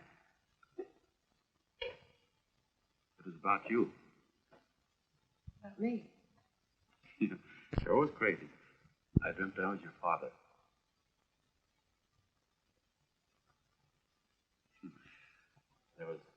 There was something I was trying to stop you from doing. So I got up out of it, and I walked right through the wall here, right straight into your room. You know how dreams are. And there you were in bed. But you're a little girl, you know, about 10. And very pretty, too. So I shook you, and the moment you opened your eyes, you hopped out of bed and started running like your nightgown. You ran right out the window there, and you ran out over the tops of buildings and roofs and everything for miles. And I was chasing you. And all the time you were running, you kept growing bigger and bigger and bigger, and pretty soon you were as big as you are now, you know, grown up. And all the time I kept asking myself, what am I chasing her for? And I didn't know. Isn't that a hot one? Well, anyway, you ran into some place, and then I ran in after you, and when I got there you were, getting married. And the nightgown had changed into a beautiful wedding gown. You sure look pretty, too. And then I knew what it was I was trying to stop you from doing. Dreams are sure crazy, aren't they? Well, would you like to know who it was you were marrying? Oh, a tall, handsome Ubangi, I suppose. No, not that bad. It was that fellow that sends you flowers every day. Yeah, what's his name? Mr. Norton's nephew? Had children. Yeah, that's the one. But here's the funniest part of it all. I was the fellow up there doing the marrying, you know, the justice of peace or something. You were? I thought you were chasing me. Well, yes, I was, but I was your father then, see? But the real me, John Doe, or that is, Long John Willoughby, I was the fellow up there with the book. You know what I mean? I guess so. Then what happened? Well, I took you across my knee and I started spanking. That is, I didn't do it. I mean, I did do it, but it wasn't me, you see. I was your father then. Well, I held you across my knee and I said, Annie, I won't allow you to marry a man that's just rich or that has his secretary send you flowers. The man you marry has got to swim rivers for you. He's got to climb high mountains for you. He's got to slay dragons for you. He's got to perform wonderful deeds for you. Yes, sir. And all the time, the guy up there, you know, with the book, me, just stood there nodding his head. He said, go to it, Pop. Whack her one from me, because that's just the way I feel about it, too. So he said, come on down here and whack her yourself. So I came down, and I whacked you a good one, see? And he whacked you. I whacked you another one. We both started whacking you like... Well, if you're through whacking her, come on, let's get going. Okay, fellas, right in here. You go out the side entrance. There's a bunch of autograph seekers out front. We'll be down with the bags in a minute. Come on, don't make a government project out of this. Hi, Benny. When's our plane take off again? Couple of minutes. How many people do you think we've talked to already, outside the radio? I mean, Oh, I don't know. About 300,000. 300,000. What makes them do it, Ann? Makes them come and listen and get up their John Doe clubs the way they do. I've been trying to figure it out. Look, John, what we're handing them are platitudes. Things they've heard 1,000,000 times. Love thy neighbor, clouds have silver linings, turn the other cheek. It's just a... Yeah, I heard them 1,000,000 times, too, but there you are. Maybe they're like me, just beginning to get an idea what those things mean. I never thought much about people before. They were always just somebody to fill up the bleachers. The only time I worried about them is when they didn't come in to see me pitch. You know, lately I've been watching them when I talk to them. I could see something in their faces. I could feel that they were hungry for something. You know what I mean? Maybe that's why they came. Maybe they're just lonely and wanted somebody to say hello to. I don't really feel. I've been lonely and hungry for something practically all my life.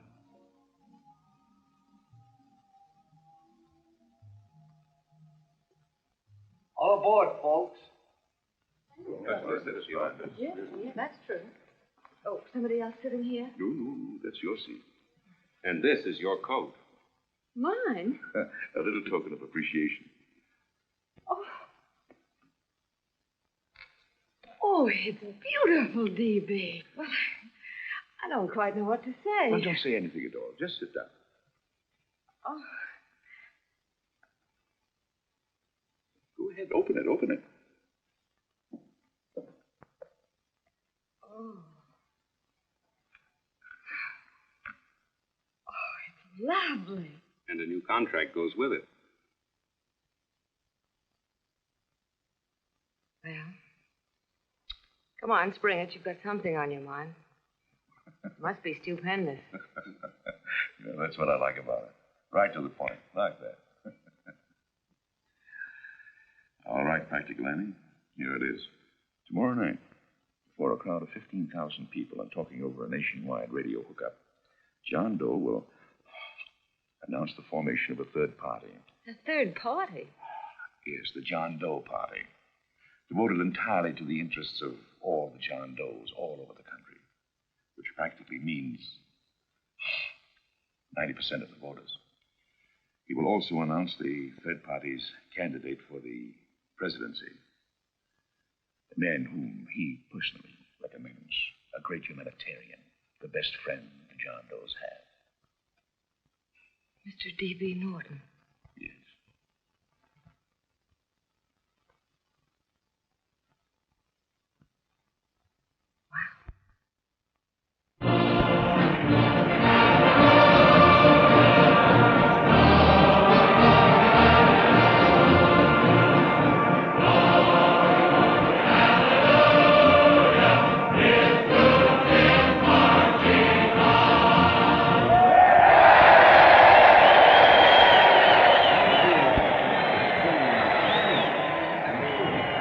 The opening of the convention is hours off. The delegates are already pouring into the ballpark by the droves, with lunch baskets, banners, and petitions asking John Doe not to jump off any roof. No matter how you look at it, it's still a phenomenal movement. These John Does, or the hoi polloi, as you've heard people call them, have been laughed at and ridiculed, but here they are, gay and happy, having traveled thousands of miles, their expenses paid by their neighbors, to come here to pay homage to their hero, John Doe. And in these days of wars and bombings, it's a hopeful sign that a simple idea like this can sweep the country. An idea based on friendliness, on giving and not taking, on helping your neighbor and asking nothing in return.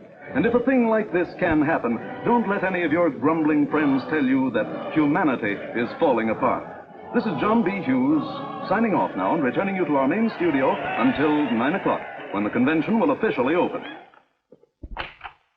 Oh, John, come in. Hey, I'm kind of... It's raining out a little. That's all right. It's good to see you. Sit down. Thanks.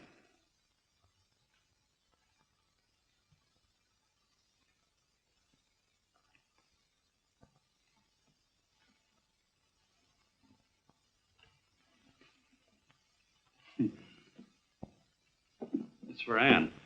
Oh, how nice. Thank you very much. Flowers. I'm terribly sorry she isn't here. She isn't? No, she just left. I'm surprised you didn't run into her. She went over to Mr. Norton's house. Oh. Did you want to see her about something important? Yeah. Well, no, it'll wait. He's a nice man, isn't he? Mr. Norton, I mean. He's done an awful lot for the...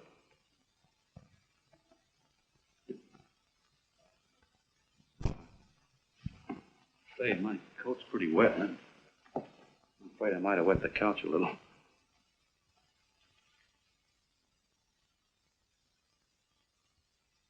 Well, I guess I'll see her at the convention later. Yes, of course. I'll see that she gets the flowers.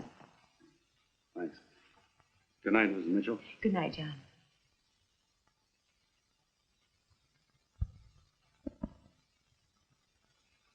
Say, Miss Mitchell, I'm kind of glad Anne isn't here. See, I came over here hoping to see her alone, and kind of hoping I wouldn't, too, you know what I mean? There was something I wanted to talk to her about. Well, I can wait, I guess. Good night. Good night, John. Say, look, Mrs. Mitchell, have you ever been married? Oh, I'm sure you have. Gosh, that's pretty silly. But I guess you must think I'm kind of batty. Oh, I guess I'd better be going with that. John,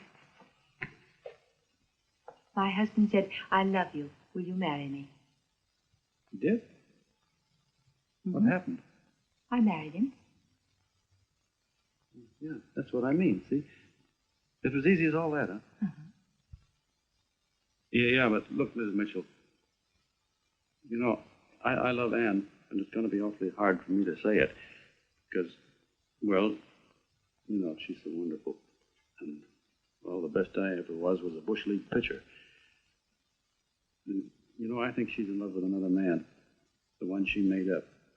You know, the real John Doe. Well, that's pretty tough competition. I bet you he'd know how to say it all right. On me, I get up to it and around it and in back of it, but I never get right to it. You know what I mean? So the only chance I've got is, well, if somebody could kind of give her a warning, sort of prepare her for the shock. You mean you'd like me to do it? Hmm? Well, I was thinking, yeah, you know, sort of break the ice. Of course I will, John. Thank you, Mrs. Mitchell. Then you're okay.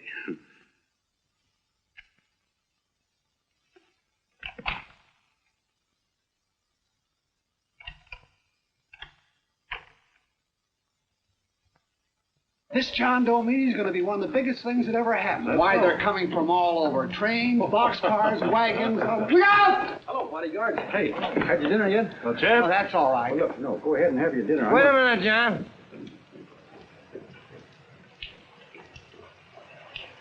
Hello, Mr. Connell. All right, John. John, I want to have a little talk with you. What's the matter? Are you falling? Come on. Hey, boss. Oh, quiet. Say, tell me something. Did you read the speech you're going to make tonight? No, I never read the speeches before I make them. I get more of a kick out of it that way. It's just exactly what I thought. Beanie, go on down to the office, tell Pop to give you the speech. There's a copy on my desk. Gee whiz, boss, you know Mr. Norton told me not to leave him, not even for a minute. Go on. We'll be at Jim's bar up the street. You're a nice guy, John. I like you. You're gentle. I always like gentle people. Me, I'm hard. Hard and tough. I got no use for hard people. Gotta be gentle to suit me. Like you, for instance.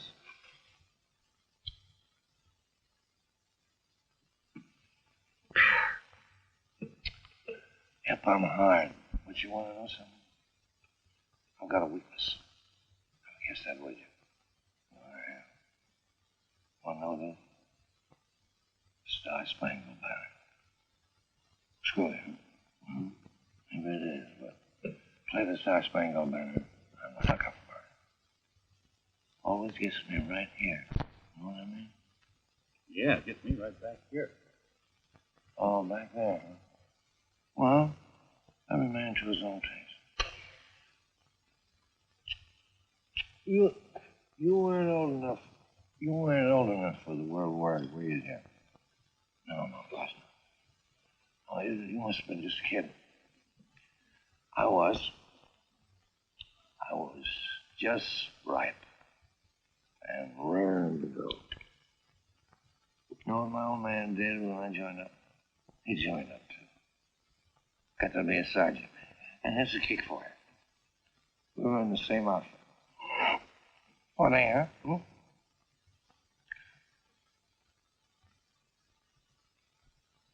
He was killed.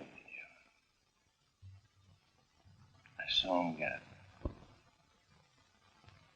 I was right there. I saw it with my own eyes.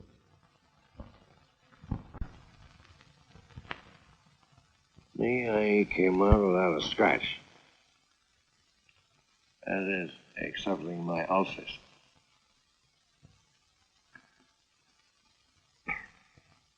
You should be drinking milk, you know. This stuff is poison. Hey, Tubby. Yes, Mr. Canal? What do you say, huh? All right. I'm a sucker for this country. I'm a sucker for the Star Spangled Banner, and I'm a sucker for this country. I like what we got here. I like it.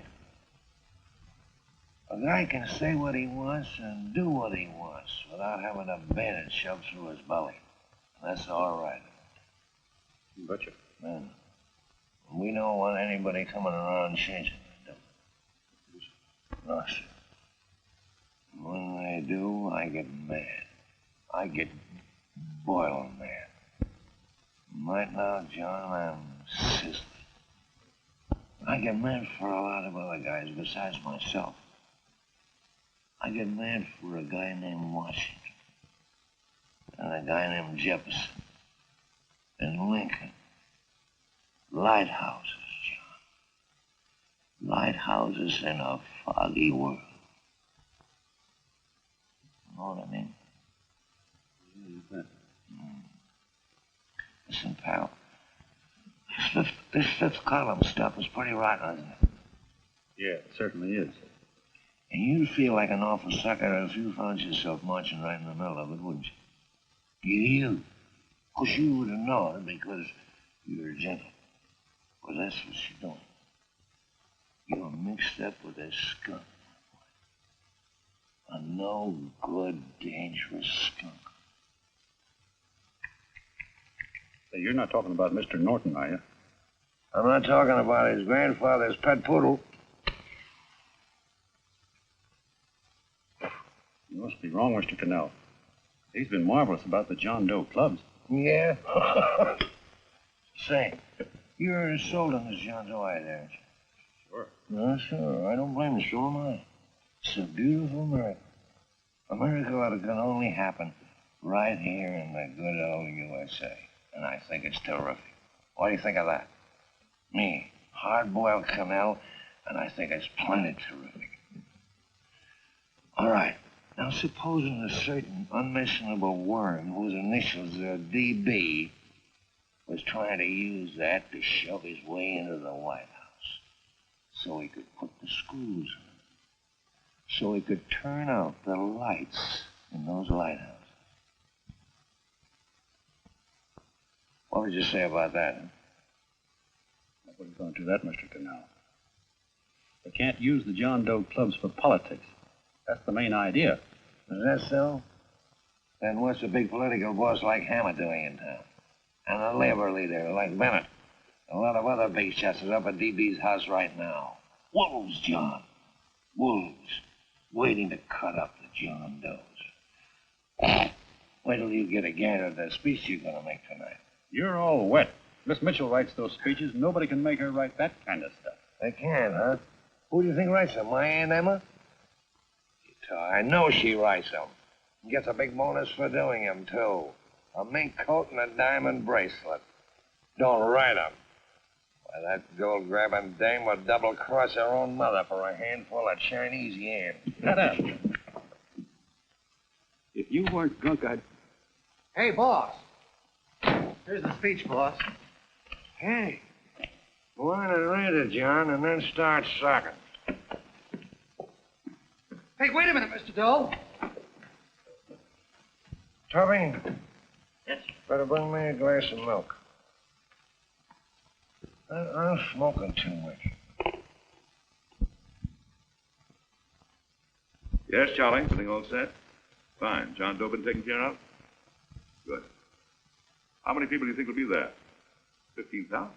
Oh, my, that's fine. Now, listen, Charlie. As soon as John Doe stops talking about me, I want you to start that demonstration. And make it a big one, you understand? Don't worry about that, DB. My boys are there. They'll take care of it. What? Yes, I'll be there 15 minutes after I get your call. Why, Mr. Doe. Where are they? In the dining rooms.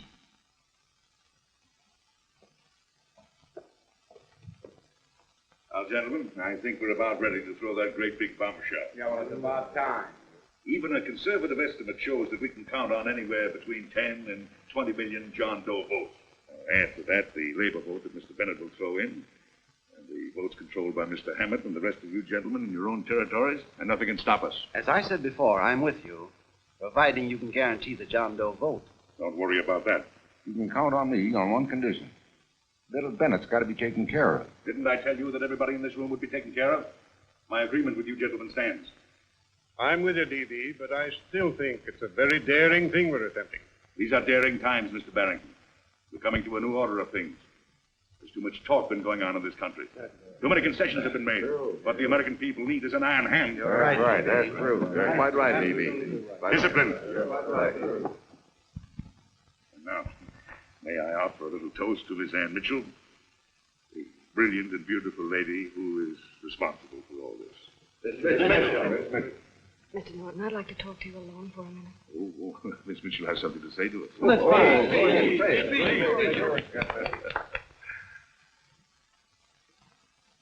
Hello?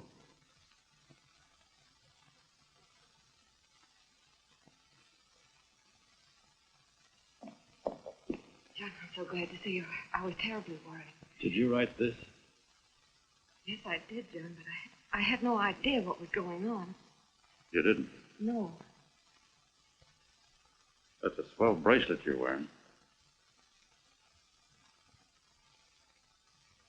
John, why aren't you at the convention?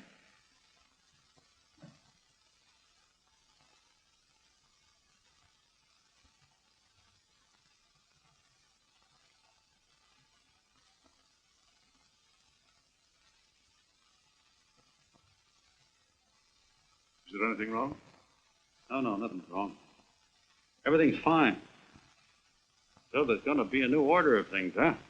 Everybody's going to cut himself a nice fat slice of the John Does, eh? You forgot one detail, Mr. Big Shot. You forgot me, the prize stooge of the world.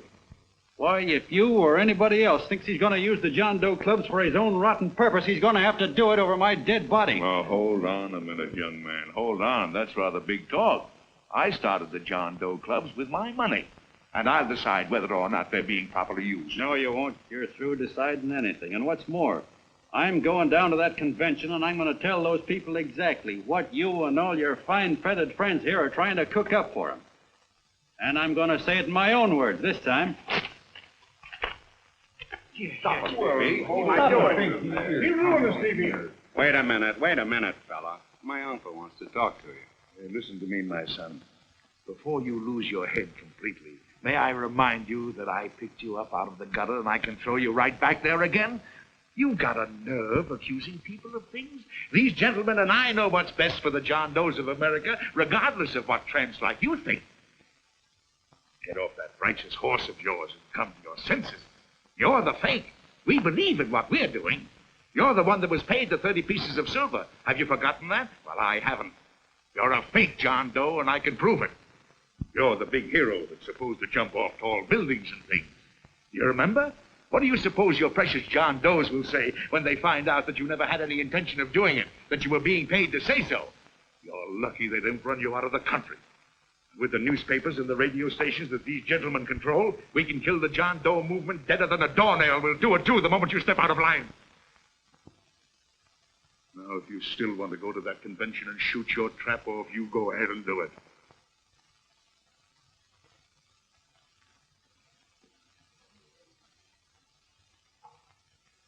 You mean to tell me you'd try to kill the John Doe movement if you can't use it to get what you want?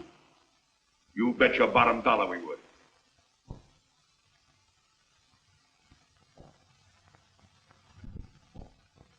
Well, that certainly is a new look. I guess I've seen everything now. You sit there back of your big cigars and think of deliberately killing an idea that's made millions of people a little bit happier. An idea that's brought thousands of them here from all over the country, by bus and by freight and jalopies and on foot, so they could pass on to each other their own simple little experiences. Why, look, I'm just a mug and I know it, but I'm beginning to understand a lot of things. Why, your type's as old as history. If you can't lay your dirty fingers on a decent idea and twist it and squeeze it and stuff it into your own pocket, you slap it down. Like dogs, if you can't eat something, you bury it.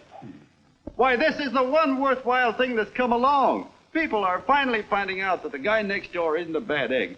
That's simple, isn't it? And yet a thing like that's got a chance of spreading till it touches every last doggone human being in the world, and you talk about killing it. Why, when this fire dies down, what's going to be left? More misery, more hunger, and more hate. And what's to prevent that from starting all over again? Nobody knows the answer to that one, and certainly not you with those slimy, polished-up theories you got. The John Doe idea may be the answer, though. It may be the one thing capable of saving this cockeyed world, yet you sit back there on your fat hulks and tell me you'll kill it if you can't use it. Well, you go ahead and try. You couldn't do it in a million years with all your radio stations and all your power, Because it's bigger than whether I'm a fake. It's bigger than your ambitions. And it's bigger than all the bracelets and fur coats in the world. You bet it is, John. And that's exactly what I'm going down there to tell those people. Dominic, you ungrateful rat. My uncle's been too good. He's getting away. John! Give me the bulletin. John! I've always told you, D.B., you're playing with dynamite. Which way? All right, now, girl, get away. Before he gets through tonight, he'll ruin us all. Now, stop and cold. Don't worry, I've been ready for this. John! Oh, John, please listen to me. Please, I can explain everything, John. I didn't know what they were going to do. Let me go with you, John. John, please. Go ahead, driver. Full park. Explain it to you, John. Please let me go with you. Please. John! Mr. Martin wants to see you. Listen to me, Mayor Lovett. You do as I say. I want them both arrested. You tell the police department to pick up Cannell. I've got the girl here. I've got the bullet. I don't care what you charge him with. If you're worried, let him go in the morning, but keep him in jail overnight. Hello, Bulletin. Put that wire on.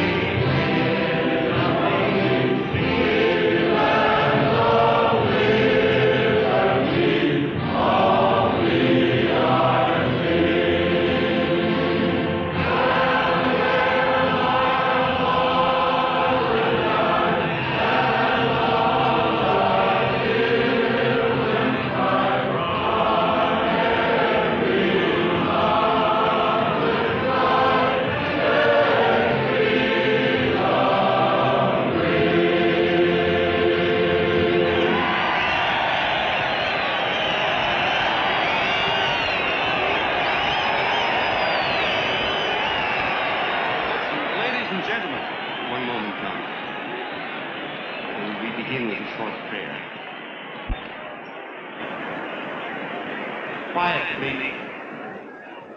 Ladies and gentlemen, let us have a moment of silent prayer for the John Does all over the world, many of whom are homeless and hungry. Rise, please. Everybody rise.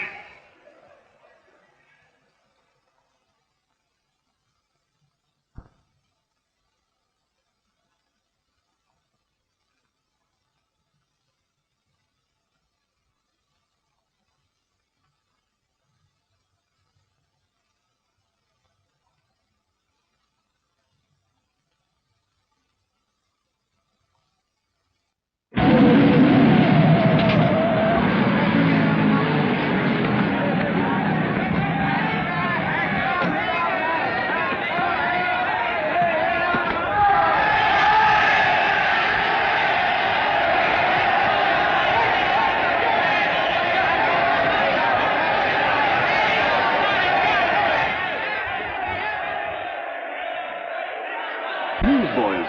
Hundreds of yelling newsboys are swarming into the park like locusts. They're yelling John Doe's a fake. Fake.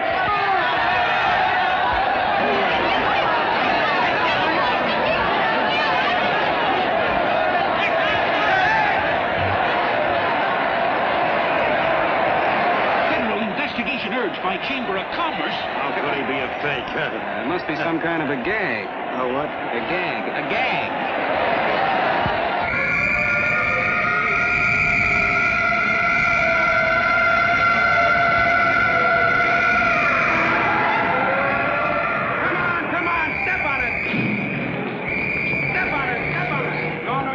Now, so let's get going. Wait for the station. that loser!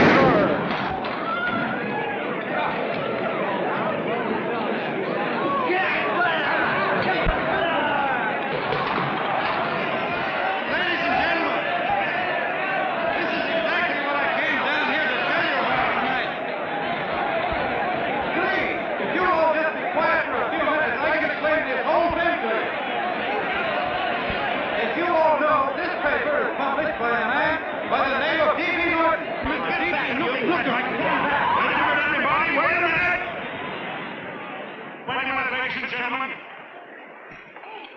my name is D.B. Norton. You all know me. I accuse this man of being a faker. We've been taken for a lot of suckers, and I'm the biggest of the lot.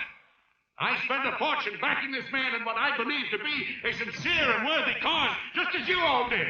And now I doubt it's nothing but a cheap racket cooked up by him and 2 of my employees for the sole purpose of collecting dues from John Does all over the country. That's a lie. It's not a lie. Nickels and dimes to stuff into their own pockets. You can read all about it in the newspapers there.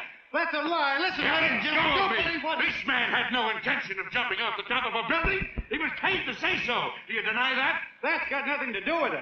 Were you paid for it or weren't you? Yes, I was paid, but there And happened... what about the suicide note? You didn't write that either. What difference Did you write it or didn't you? No, I didn't write it. Now, you bet your life you didn't. You look in your papers, ladies and gentlemen, and you'll find Miss Mitchell signed confession that she was the one who wrote it. Listen, folks, it's a fact that I didn't write the letter. There you see, he admits it. You're a fake John Doe.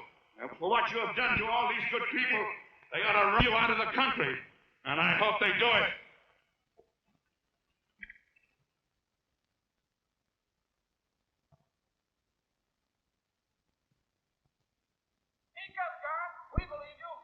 Please, listen, folks. Now that he's through shooting over his face, I've got a couple of things to tell you about... Come on, directly get in here and riot. Break this crowd up. Come on. I'm sorry, folks, but we can't hear him anymore. Something's gone wrong with the loudspeakers. Those are fake! Boo! They can't hear me. This thing's not working. Ladies and gentlemen.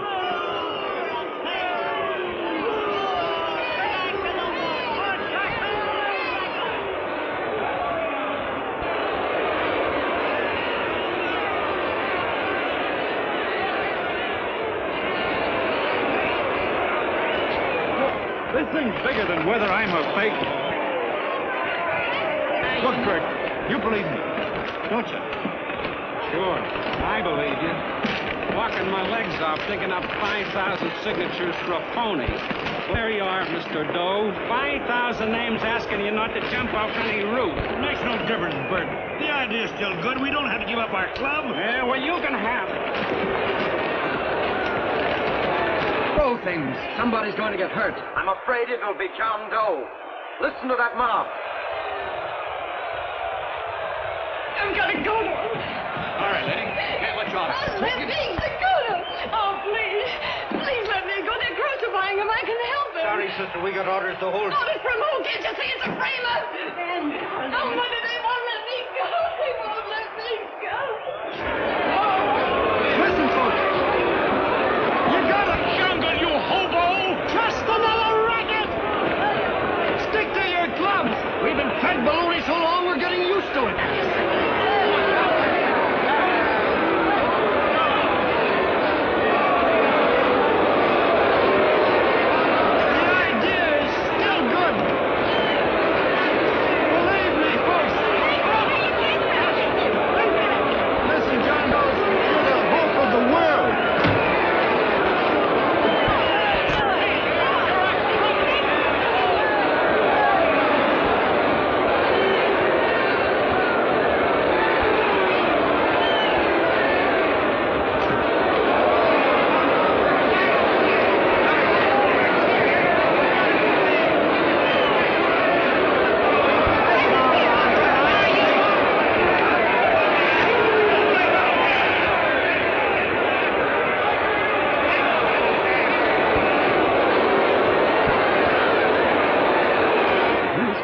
To get him out of the park. But if that boy isn't hurt, it'll be a miracle. Ladies and gentlemen, this certainly looks like the end of the John Doe movement. Well, boys, you can chalk up another one to the Pontius Pilates.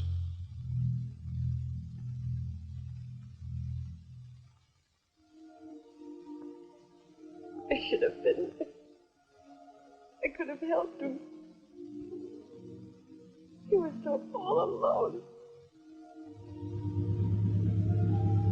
Thought I was going to be mighty ashamed of ourselves after tonight. Certainly didn't give that man much of a chance.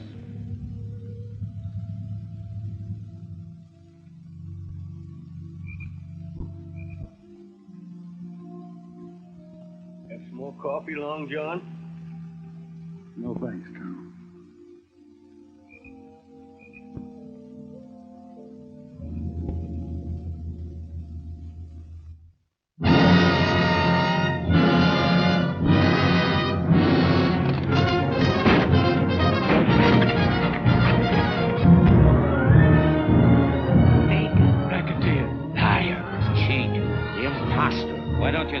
Christmas Eve at midnight. Bye, Mr. Doe. You're a wonderful man. And God bless you, my boy. I'll get in there and catch you. You're a fake, John Doe, and I can prove it. You're the big hero who's supposed to jump off tall buildings and things. You remember? What do you suppose your precious John Does will say when they find out that you never had any intention of doing it, that you were being paid to say so? Christmas Eve at midnight.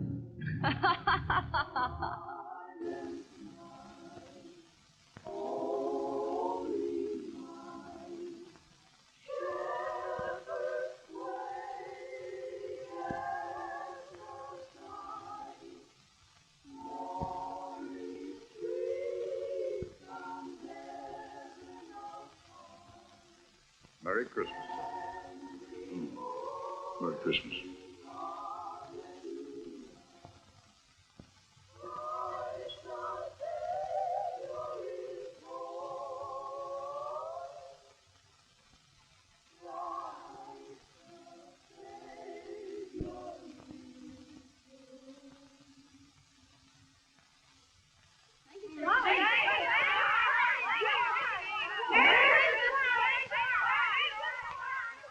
Who? John Doe. Is that screwball still around? Dame's been calling all day. Sure, I know. Yeah, at midnight, huh? Okay, lady. We'll have the place surrounded with nets. They're laughing at me.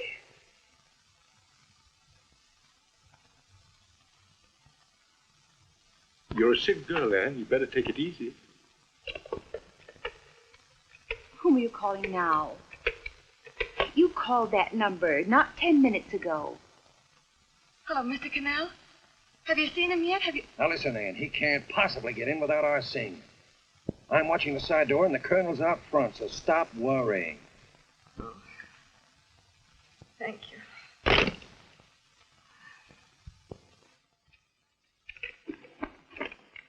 But Anne... Anne, don't be foolish.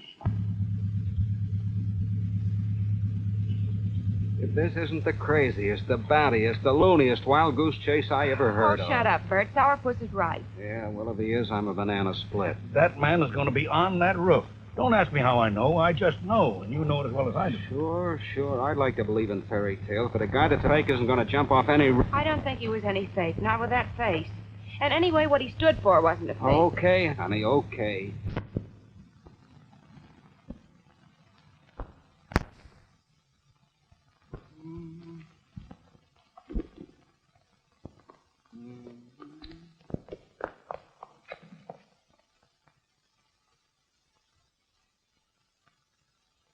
Elevators ain't running.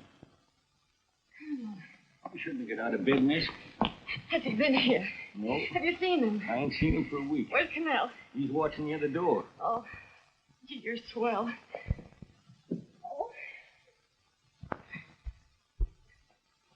No sense in going up there. I've been here for hours. He ain't here. Let me go, will you?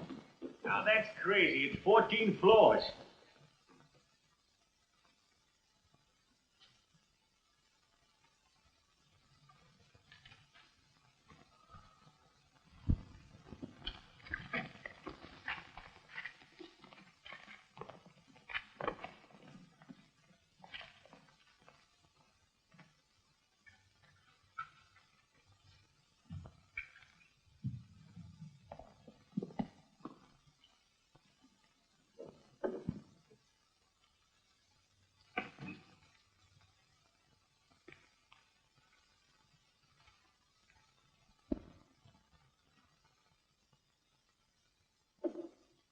as the elevator goes.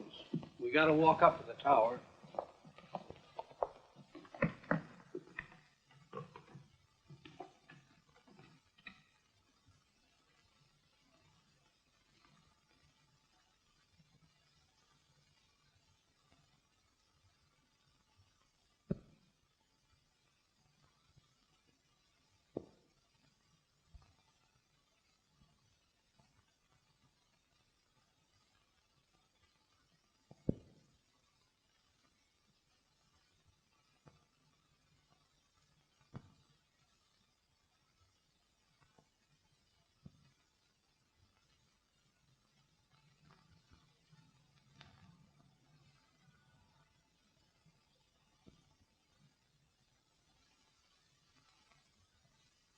That tramp was probably full of Christmas cheer and asleep in some flop house.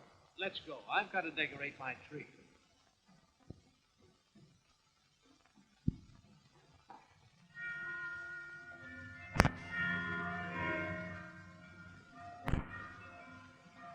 Well, I give up. I don't know what gave us the idea that we need attempt anything like this. I guess you're right. I'm afraid the joke's on us. Let's go. I hope nobody finds out we've been here.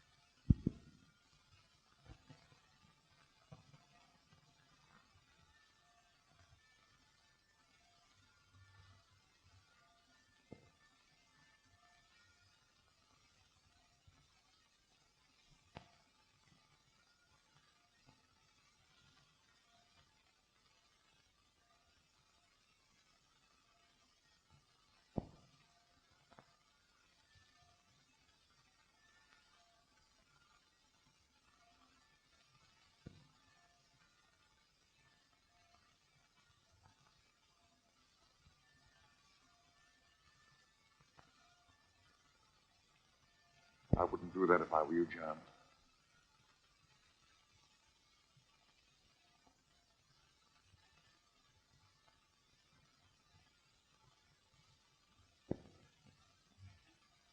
It'll do you no good. The mayor has policemen downstairs with instructions to remove all marks of identification you may have on your person. You'll be buried in Potter's Field and you would have accomplished nothing.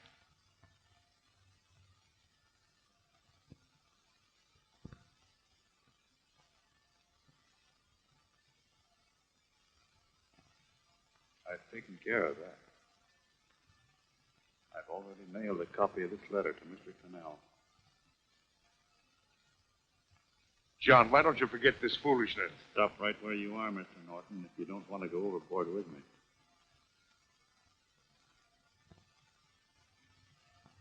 I'm glad you gentlemen are here. You killed the John Doe movement, all right. You're going to see it born all over again.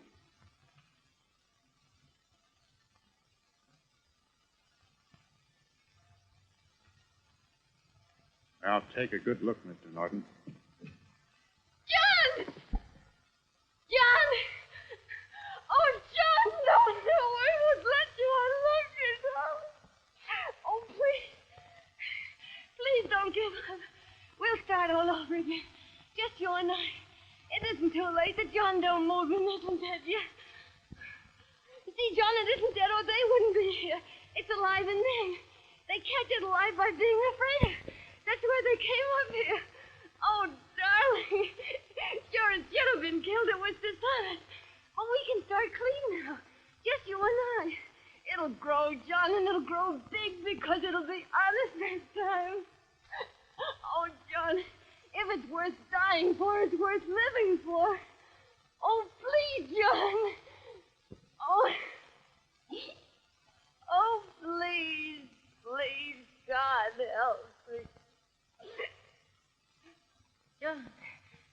John, look at me. You want to be honest, don't you? Well, you don't have to die to keep the John Doe idea alive.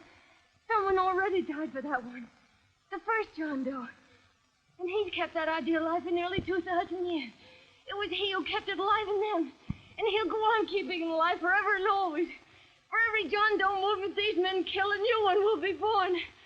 That's why those bells are ringing, John. They're calling to us. Not to give up, but to keep on fighting, to keep on pitching. Oh, don't you see, darling? This is no time to give up. You and I, John, we... Oh, no. No, John. If you die, I want to die, too. Oh, I love you. Oh, John.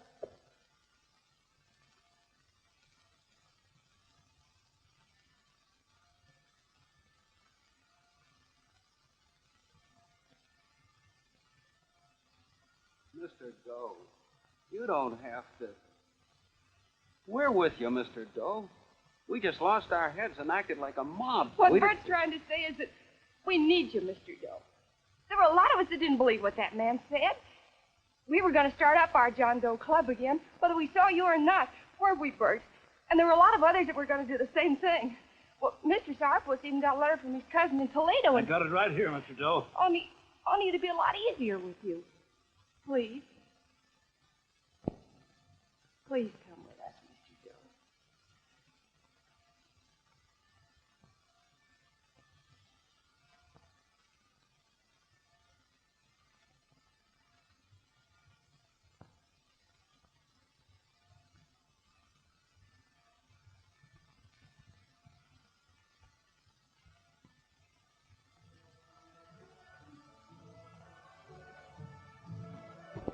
Long John.